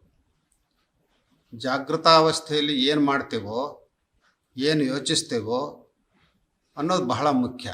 ಯಾಕೆ ಅಂದರೆ ಅವೇ ಕನಸಿನಲ್ಲಿ ಕಾಣಿಸ್ಕೊಳ್ತಾವೆ. ಹಾಗಾಗಿ ಕನಸಿನಲ್ಲೂ ಒಳ್ಳೆಯದನ್ನು ಕಾಣಬೇಕು, ಮಾಡಬೇಕು ಅಂದರೆ ಜಾಗೃತಾವಸ್ಥೆಯಲ್ಲಿ ಎಚ್ಚರದಿಂದ ಇದ್ದು ಒಳಿತಿನ ಚಿಂತನೆ ಕ್ರಿಯೆಗಳಲ್ಲಿ ಮನುಷ್ಯ ತೊಡಗಬೇಕು. ಅಕ್ಕಮ್ಮ ಪಂಚಾಚಾರಗಳಿಗೆ ವಿಶೇಷ ಒತ್ತು ಕೊಡ್ತಾರೆ. ಪಂಚಾಚಾರ ಶುದ್ಧವಾಗಿರಬೇಕು ಅಂದರೆ ಅವುಗಳ ಅರಿವಿರಬೇಕು ಅಂತ ಹೇಳ್ತಾರೆ. ಅರಿವಿಲ್ಲದೆ ಏನಾದರೂ ವ್ಯವಹಾರ ಮಾಡಿದರೆ ಅದು ಗಾಳಿ ಗುದ್ದಿ ಮೈ ನೋವು ಮಾಡಿಕೊಂಡಂಗೆ. ಪಂಚಾಚಾರ ಧರಿಸಿದ ಶರೀರಕ್ಕೆ ಅಷ್ಟೋತ್ತರ ಶತವ್ಯಾಧಿ ಬಂದಿತೆಂದು ಕಲ್ಪಿಸಬಹುದೇ ಅಂತ ಕೇಳ್ತಾರೆ. ಅಂದರೆ ಪಂಚಾಚಾರ ಪರಿಪಾಲಕರು ಯಾವ ವ್ಯಾಧಿಗಳು ಬರಲಿಕ್ಕೆ ಸಾಧ್ಯ ಇಲ್ಲ. ಅವರು ಪಾದತೀರ್ಥ ಪ್ರಸಾದ ಅಂತ ಹೇಳಿ ಔಷಧಿ ಕಷಾಯ ಪಡ್ಕೊಂಡ್ರೆ ಪಂಚಾಚಾರಗಳಿಗೆ ದೂರ ಆಗ್ತಾರೆ ಅಂತ ಸ್ಪಷ್ಟಪಡಿಸ್ತಾಳೆ. ಅಷ್ಟೇ ಅಲ್ಲ, ಅವರು ಇಹಪರಕ್ಕೆ ಸಲ್ಲೋದಿಲ್ಲ ಅನ್ನೋದ್ರ ಮೂಲಕ ಪಂಚಾಚಾರದ ಪರಿಪಾಲಕರು ಹೇಗಿರಬೇಕು ಹೇಗಿರಬಾರ್ದು ಅನ್ನೋದನ್ನು ಮನದಟ್ಟು ಮಾಡಿದ್ದಾರೆ. ಇನ್ನೂ ಮುಂದುವರೆದೆ ಅವರು ಹೇಳೋದು, ಭವಿಗಳು ಮಾಡಿದ ಆಹಾರವನ್ನು ತಂದು ಮನೆಯಲ್ಲಿ ಸ್ವೀಕರಿಸೋದು ಪಂಚಾಚಾರಕ್ಕೆ ಸಲ್ಲದ ನಡಾವಳಿಕೆ ಅಂತ ಹೇಳ್ತಾರೆ. ಮತ್ತೊಂದು ಕಡೆ ವಿರಕ್ತ ಯಾರು ಅಂತ ಬಹಳ ಸ್ಪಷ್ಟವಾಗಿ ಹೇಳ್ತಾರೆ. ಮಾಡಿ ನೀಡುವ ಭಕ್ತನನ್ನು ಅರಸಿಕೊಂಡು ಹೋಗಿ ಗಡ್ಡ ಮಂಡೆ ಬೋಳಿನ ಕುರುಹ ತೋರಿ ಬಲ್ಲವರಂತೆ ಅಧ್ಯಾತ್ಮವ ನುಡಿದು ಉಪಾಧಿಯಿಂದ ಒಡಲ ಹೊರೆವಾತ ವಿರಕ್ತನೇ ಅಲ್ಲ. ವಿರಕ್ತನ ಪರಿ ಎಂತೆಂದಡೆ ಆಚಾರ ಸಹಿತವಾಗಿ ಭಕ್ತಿ ಭಿಕ್ಷವ ತೆಗೆದುಕೊಂಡು ಉಪಾಧಿರಹಿತನಾಗಿಪ್ಪ ವಿರಕ್ತನ ತೋರಿ ಬದುಕಿಸಯ್ಯ. ಆಚಾರವೇ ಪ್ರಾಣವಾದ ರಾಮೇಶ್ವರ ಲಿಂಗವೇ. ವ್ಯಕ್ತಿ ವೇಷದಿಂದ ಭಾಷೆಯಿಂದ ವಿರಕ್ತನಾಗಲಿಕ್ಕೆ ಸಾಧ್ಯ ಇಲ್ಲ. ಒಬ್ಬ ಭಕ್ತ ವಿರಕ್ತರಿಗೆ ಚೆನ್ನಾಗಿ ಆತಿಥ್ಯ ಮಾಡ್ತಾನೆ ಅಂತ ತಿಳಿದು ಅವನೆದುರು ಗಡ್ಡ ಮತ್ತು ತಲೆ ಬಳಸ್ಕೊಂಡು ತಾವು ವಿರಕ್ತರು ಅಂತ ತೋರಿಸಿಕೊಳ್ಳುವಂಥ ವೇಷಧಾರಿಗಳು ಬೇಕಾದಷ್ಟು ಜನ ಇದ್ದಾರೆ. ಅಷ್ಟೇ ಅಲ್ಲ, ತಮಗೆ ಆಧ್ಯಾತ್ಮ ಚೆನ್ನಾಗಿ ಗೊತ್ತು ಅಂತ ಹೇಳಿ ಎಲ್ಲೋ ಕಂಠಪಾಠ ಮಾಡಿದಂಥ ಕೆಲವು ವಿಚಾರಗಳನ್ನು ಹೇಳ್ತಾ ಮೋಸದಿಂದ ಹೊಟ್ಟೆ ಹೊರೆಯುವಂಥವ್ರು ವಿರಕ್ತರೇ ಅಂತ ಅಕ್ಕಮ್ಮ ಪ್ರಶ್ನೆ ಮಾಡ್ತಾಳೆ. ವಿರಕ್ತಿ ವೇಷದಿಂದ ಬರೋದಿಲ್ಲ, ಅದು ಮನದಾಳದಿಂದ ಮೂಡಿ ಬರಬೇಕು. ಅವರು ಆಚಾರವಂತರಾಗಿ ಭಕ್ತಿಯ ಭಿಕ್ಷೆಯನ್ನು ಪಡಿಬೇಕು. ಮೋಸ ತಟವಟಗಳು ಇಲ್ಲದಂಥ ಶುದ್ಧ ಬದುಕನ್ನು ಸಾಗಿಸ್ಬೇಕು. ಅಂಥ ವಿರಕ್ತನನ್ನು ತೋರಿಸಿ ನನ್ನನ್ನು ಬದುಕ್ಸಯ್ಯ ಅಂತ ಬೇಡುವ ಮೂಲಕ ವಿರಕ್ತರು ಹೇಗಿರಬೇಕು ಅನ್ನುವಂಥ ಅರಿವು ಮೂಡಿಸಿದ್ದಾರೆ. ಮತ್ತೊಂದು ವಚನದಲ್ಲಿ ವಿಪ್ರಂಗೆ ವೇದ ಮಂತ್ರವ ಬಿಟ್ಟು ವಿಜಾತಿಯಲ್ಲಿ ಬೆರೆಸಲಿಕ್ಕೆ ಸುಜಾತಿಗೆ ಹೊರಗಪ್ಪರು ನೋಡ, ಶ್ರೀ ವಿಭೂತಿ, ಶ್ರೀ ರುದ್ರಾಕ್ಷಿ, ಶಿವಲಿಂಗ ಮುಂತಾದ ನಾನಾ ವ್ರತ ನೇಮ ನಿತ್ಯದ ಭಾವವು ಬಿಟ್ಟು ಬಂದವನ ಗುರುವಾದಡು ಲಿಂಗವಾದಡು ಜಂಗಮವಾದಡು ನೋಡಿದಡೆ ನುಡಿಸಿದಡೆ ಆ ಘಟವಿದ್ದಡೆಯಲ್ಲಿ ನಾನಿದ್ದೆನಾದಡೆ ಎನ್ನ ವ್ರತಕ್ಕದೇ ಭಂಗ. ಅನುಸರಣೆಯಲ್ಲಿ ಬಂದವರ ಕಂಡು ಕೇಳಿ ಅವರ ಅಂಗಳವ ಕೂಡಿಕೊಂಡವರ ಇದ ನಾನರಿತು ಅಂಗೀಕರಿಸಿದೆನಾದಡೆ ಇಹಪರಕ್ಕೆ ಹೊರಗು. ಆಚಾರವೇ ಪ್ರಾಣವಾದ ರಾಮೇಶ್ವರ ಲಿಂಗವಾಯಿತಾದಡೂ ವ್ರತಬಾಹ್ಯನಾದಡೆ ಎತ್ತಿ ಹಾಕುವೆನು. ಅಕ್ಕಮ್ಮನ ಆಚಾರ ನಿಷ್ಠೆ ಅಚಲವಾದದ್ದು. ಬ್ರಾಹ್ಮಣರು ವೇದ ಮಂತ್ರದ ಉರುಳಿನಲ್ಲಿ ಎಲ್ಲರನ್ನೂ ಕಟ್ಟಿ ಹಾಕ್ತಾರೆ. ಯಾರಾದರೂ ಅವರ ಆಚಾರ ವಿಚಾರಗಳಿಗೆ ವಿರುದ್ಧವಾಗಿ ನುಡಿದರೆ ಅವರನ್ನು ಹೊರಗಿಡೋದು, ಹೊಸಿಕೆ ಹಾಕೋದು ಹೇಗೆ ಅಂತ ಅವ್ರಿಗೆ ಚೆನ್ನಾಗಿ ಗೊತ್ತು. ಅದರಂತೆ ಲಿಂಗಾಯತ ಧರ್ಮದ ಲಾಂಛನಗಳಾದಂಥ ವಿಭೂತಿ, ರುದ್ರಾಕ್ಷಿ, ಶಿವಲಿಂಗ ಇಂಥವುಗಳನ್ನು ಬಿಟ್ಟವರು ಗುರು ಆಗಿರಲಿ, ಲಿಂಗ ಆಗಿರಲಿ, ಜಂಗಮ ಆಗಿರಲಿ ಅವರನ್ನು ನೋಡಬಾರ್ದು, ಅವ್ರ ಜೊತೆ ಮಾತಾಡಬಾರ್ದು, ಅವ್ರು ಇದ್ದ ಕಡೆ ಹೋಗಬಾರ್ದು ಅಂತ ಹೇಳಿ ಒಂದು ನಿಷೇಧವನ್ನು ವಿಧಿಸ್ತಾಳೆ ಆ ತಾಯಿ. ಇದಕ್ಕೆ ತಪ್ಪಿದರೆ ಅವರು ವ್ರತಕ್ಕೆ ಭಂಗ ಮಾಡಿದಂತೆ. ಆದ್ದರಿಂದ ಬಸವಣ್ಣವರಿಂದ ಪ್ರತಿಪಾದಿತವಾದಂಥ ಲಿಂಗಾಯತ ಧರ್ಮದ ಕಟ್ಟುಪಾಡುಗಳನ್ನು ಪಾಲಿಸದೇ ಇರೋರು ಎಷ್ಟೇ ದೊಡ್ಡವರಾಗಿದ್ದರೂ ಅವರನ್ನು ಎತ್ತಿ ಹಾಕ್ತೇನೆ ಅನ್ನುವಂಥ ಧರ್ಮನಿಷ್ಠೆ ಅಕ್ಕಮ್ಮನದು. ವೇಷದಿಂದ ಗುರು, ಲಿಂಗ, ಜಂಗಮ ಆಗ್ಲಿಕ್ಕೆ ಬರೋದಿಲ್ಲ ಅನ್ನುವಂಥ ಎಚ್ಚರಿಕೆಯನ್ನು ನೀಡಿದ್ದಾರೆ. ಮತ್ತೊಂದು ವಚನದಲ್ಲಿ ಎಲ್ಲ ಕಡೆ ವೇಷ ಧರಿಸುವವರೇ ತುಂಬಿದ್ದಾರೆ ಅಂತ ಹೇಳ್ತಾ, ವೇಷವ ತೋರಿ ಒಡಲ ಹೊರೆವ ದಾಸಿ ವೇಷಿಯ ಮಕ್ಕಳಿಗೆ ನಿಜ ಭಕ್ತಿಯಲ್ಲಿಯದೋ ಅಂತ ಹೇಳಿ ಪ್ರಶ್ನೆ ಮಾಡ್ತಾರೆ. ಅವರ ಕೊನೆಯ ವಚನ, ಹೋತಿನ ಗಡ್ಡದಂತೆ ಗಡ್ಡದ ಹಿರಿಯರು ನೋಡ, ಬಿಡಾರ ಬಿಡಾರವೆಂದು ಹಿರಿಯತನಕ್ಕೆ ಅಹಂಕರಿಸಿ ಆಚಾರವಂ ಬಿಟ್ಟು ಅನಾಚಾರವಂ ಸಂಗ್ರಹಿಸಿ ಭಕ್ತರೊಳು ಕ್ರೋಧ ಭ್ರಷ್ಟರೊಳು ಮೇಳ ಇವರು ನರಕಕ್ಕೆ ಯೋಗ್ಯರು. ಆಚಾರವೇ ಪ್ರಾಣವಾದ ರಾಮೇಶ್ವರ ಲಿಂಗದಲ್ಲಿ.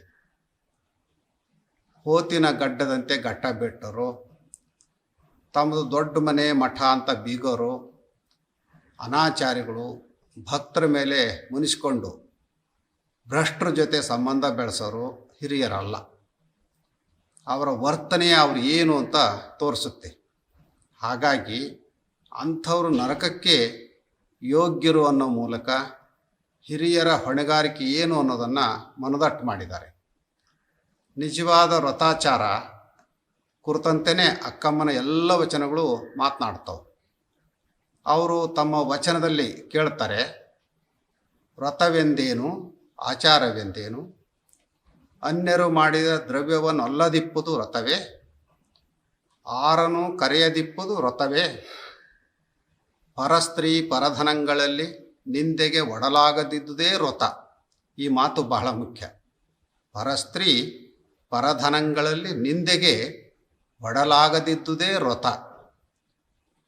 ಸರ್ವಭೂತಹಿತನಾಗಿ ದಯವಿದ್ದುದೇ ಆಚಾರ. ನೋಡಿ, ವ್ರತ ಮತ್ತು ಆಚಾರ ಯಾವುದು ಅಂತ ಬಹಳ ಸ್ಪಷ್ಟವಾಗಿ ಇಲ್ಲಿ ಹೇಳ್ತಾರೆ. ಇಂದ್ರಿ ಕ್ರಿಯನರಿತು ಕ್ರಿಯೆ ಶುದ್ಧತೆಯಾಗಿ ನಿಂದುದೇ ನೇಮ ಎಂದು ಸ್ಪಷ್ಟಪಡಿಸ್ತಾರೆ. ಇವತ್ತು ನಿಜವಾದ ವ್ರತ ಅಂದರೆ ಅಕ್ಕಮ್ಮ ಹೇಳುವ ಹಾಗೆ ಪರಧನದ ಆಸೆಗೆ ಬೀಳದೆ, ಪರಸ್ತ್ರೀಯರ ಮೋಹಕ್ಕೆ ಒಳಗಾಗದೆ, ಪ್ರಾಮಾಣಿಕರಾಗಿ ಸದಾಚಾರಿಗಳಾಗಿ ಬಾಳೋದು. ಜೊತೆಗೆ ಸಕಲ ಜೀವಾತ್ಮರಿಗೆ ಒಳಿತನ್ನು ಬಯಸೋದು. ದಯೆ ಕರುಣೆಯನ್ನು ಬದುಕಿನ ಬಂಡವಾಳ ಮಾಡಿಕೊಳ್ಳೋದು. ಇವು ಜಾರಿಯಲ್ಲಿ ಬಂದರೆ ನಮ್ಮ ನಡುವೆಯೇ ಅಕ್ಕಮ್ಮನಂಥವ್ರನ್ನು ಮತ್ತೆ ಕಾಣ್ಬೋದು. ಅಂಥ ಕಾಲ ಬರಲಿ ಅನ್ನೋದೇ ಮತ್ತೆ ಕಲ್ಯಾಣದ ಆಶಯ. ಇಷ್ಟು ಮಾತುಗಳನ್ನು ಹೇಳ್ತಾ ಪ್ರತಿನಿತ್ಯದಂತೆ ಇವತ್ತು ಕೂಡ ನಮ್ಮ ಕಾರ್ಯಕ್ರಮದ ದಾಸೋಹಿಗಳಾಗಿ ಹೊಳಲ್ಕೆರೆ ತಾಲೂಕು ಗುಂಜಿಗ್ನೂರಿನ ಇಂದ್ರಣ್ಣ ಮತ್ತು ಸಹೋದರರು ಮುಂದೆ ಬಂದಿದ್ದಾರೆ. ಅವರಿಗೆ ಕೃತಜ್ಞತೆಗಳನ್ನು ಹೇಳ್ತಾ ನಮ್ಮ ಮಾತುಗಳನ್ನು ಮುಕ್ತಾಯಗೊಳಿಸ್ತೇವೆ. ಮತ್ತೆ ಕಲ್ಯಾಣದ ಸಂದೇಶ ಸಂದೇಶ, ಮತ್ತೆ ಕಲ್ಯಾಣದ ಸಂದೇಶ, ಮತ್ತೆ ಕಲ್ಯಾಣದ ಸಂದೇಶ, ಮತ್ತೆ ಕಲ್ಯಾಣದ ಸಂದೇಶ.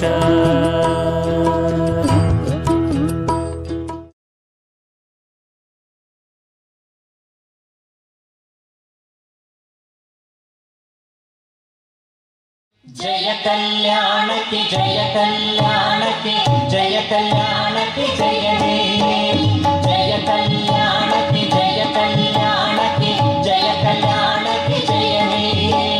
ಜಯ ಗೀತೆ ಹಾಡಿ ಜನರೆಲ್ಲ ಕೂಡಿ ಶರಣರ ಹಾಡಿ ಪಾಡಿ, ಶರಣರ ಹಾಡಿ ಪಾಡಿ.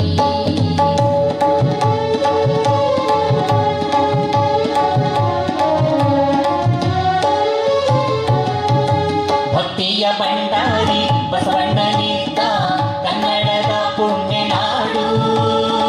ಭಕ್ತಿಯ ಭಂಡಾರಿ ಬಸವಣ್ಣನಿದ್ದ ಕನ್ನಡದ ಪುಣ್ಯನಾಡು. ವೈರಕ್ಕೆ ನಿಧಿಯಕ್ಕ ಅಲ್ಲಮ ಪ್ರಭು, ವೈರಕ್ಕೆ ನಿಧಿಯಕ್ಕ ಅಲ್ಲಮ ಪ್ರಭು, ಬೇಡಂತ ಕಲ್ಯಾಣ ನಾಡು, ಮೆರೆದಂಥ ಕಲ್ಯಾಣ ನಾಡು. ಜಯ ಕಲ್ಯಾಣಕ್ಕೆ ಜಯ ಕಲ್ಯಾಣಕ್ಕೆ ಜಯ ಕಲ್ಯಾಣಕ್ಕೆ ಜಯವೇ.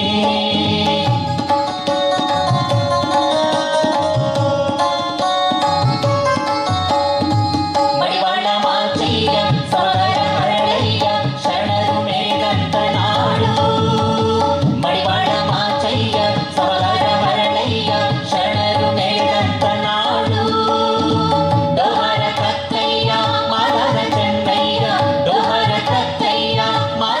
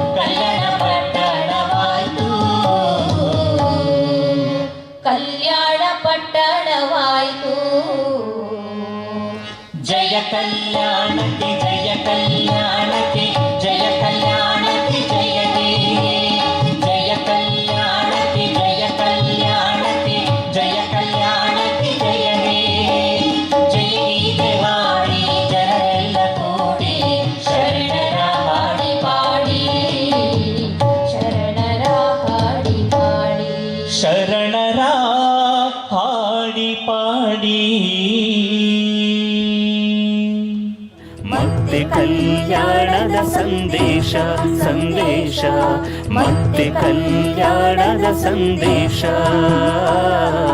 ಮತ್ತೆ ಕಲ್ಯಾಣದ ಸಂದೇಶ ಮತ್ತೆ ಕಲ್ಯಾಣದ ಸಂದೇಶ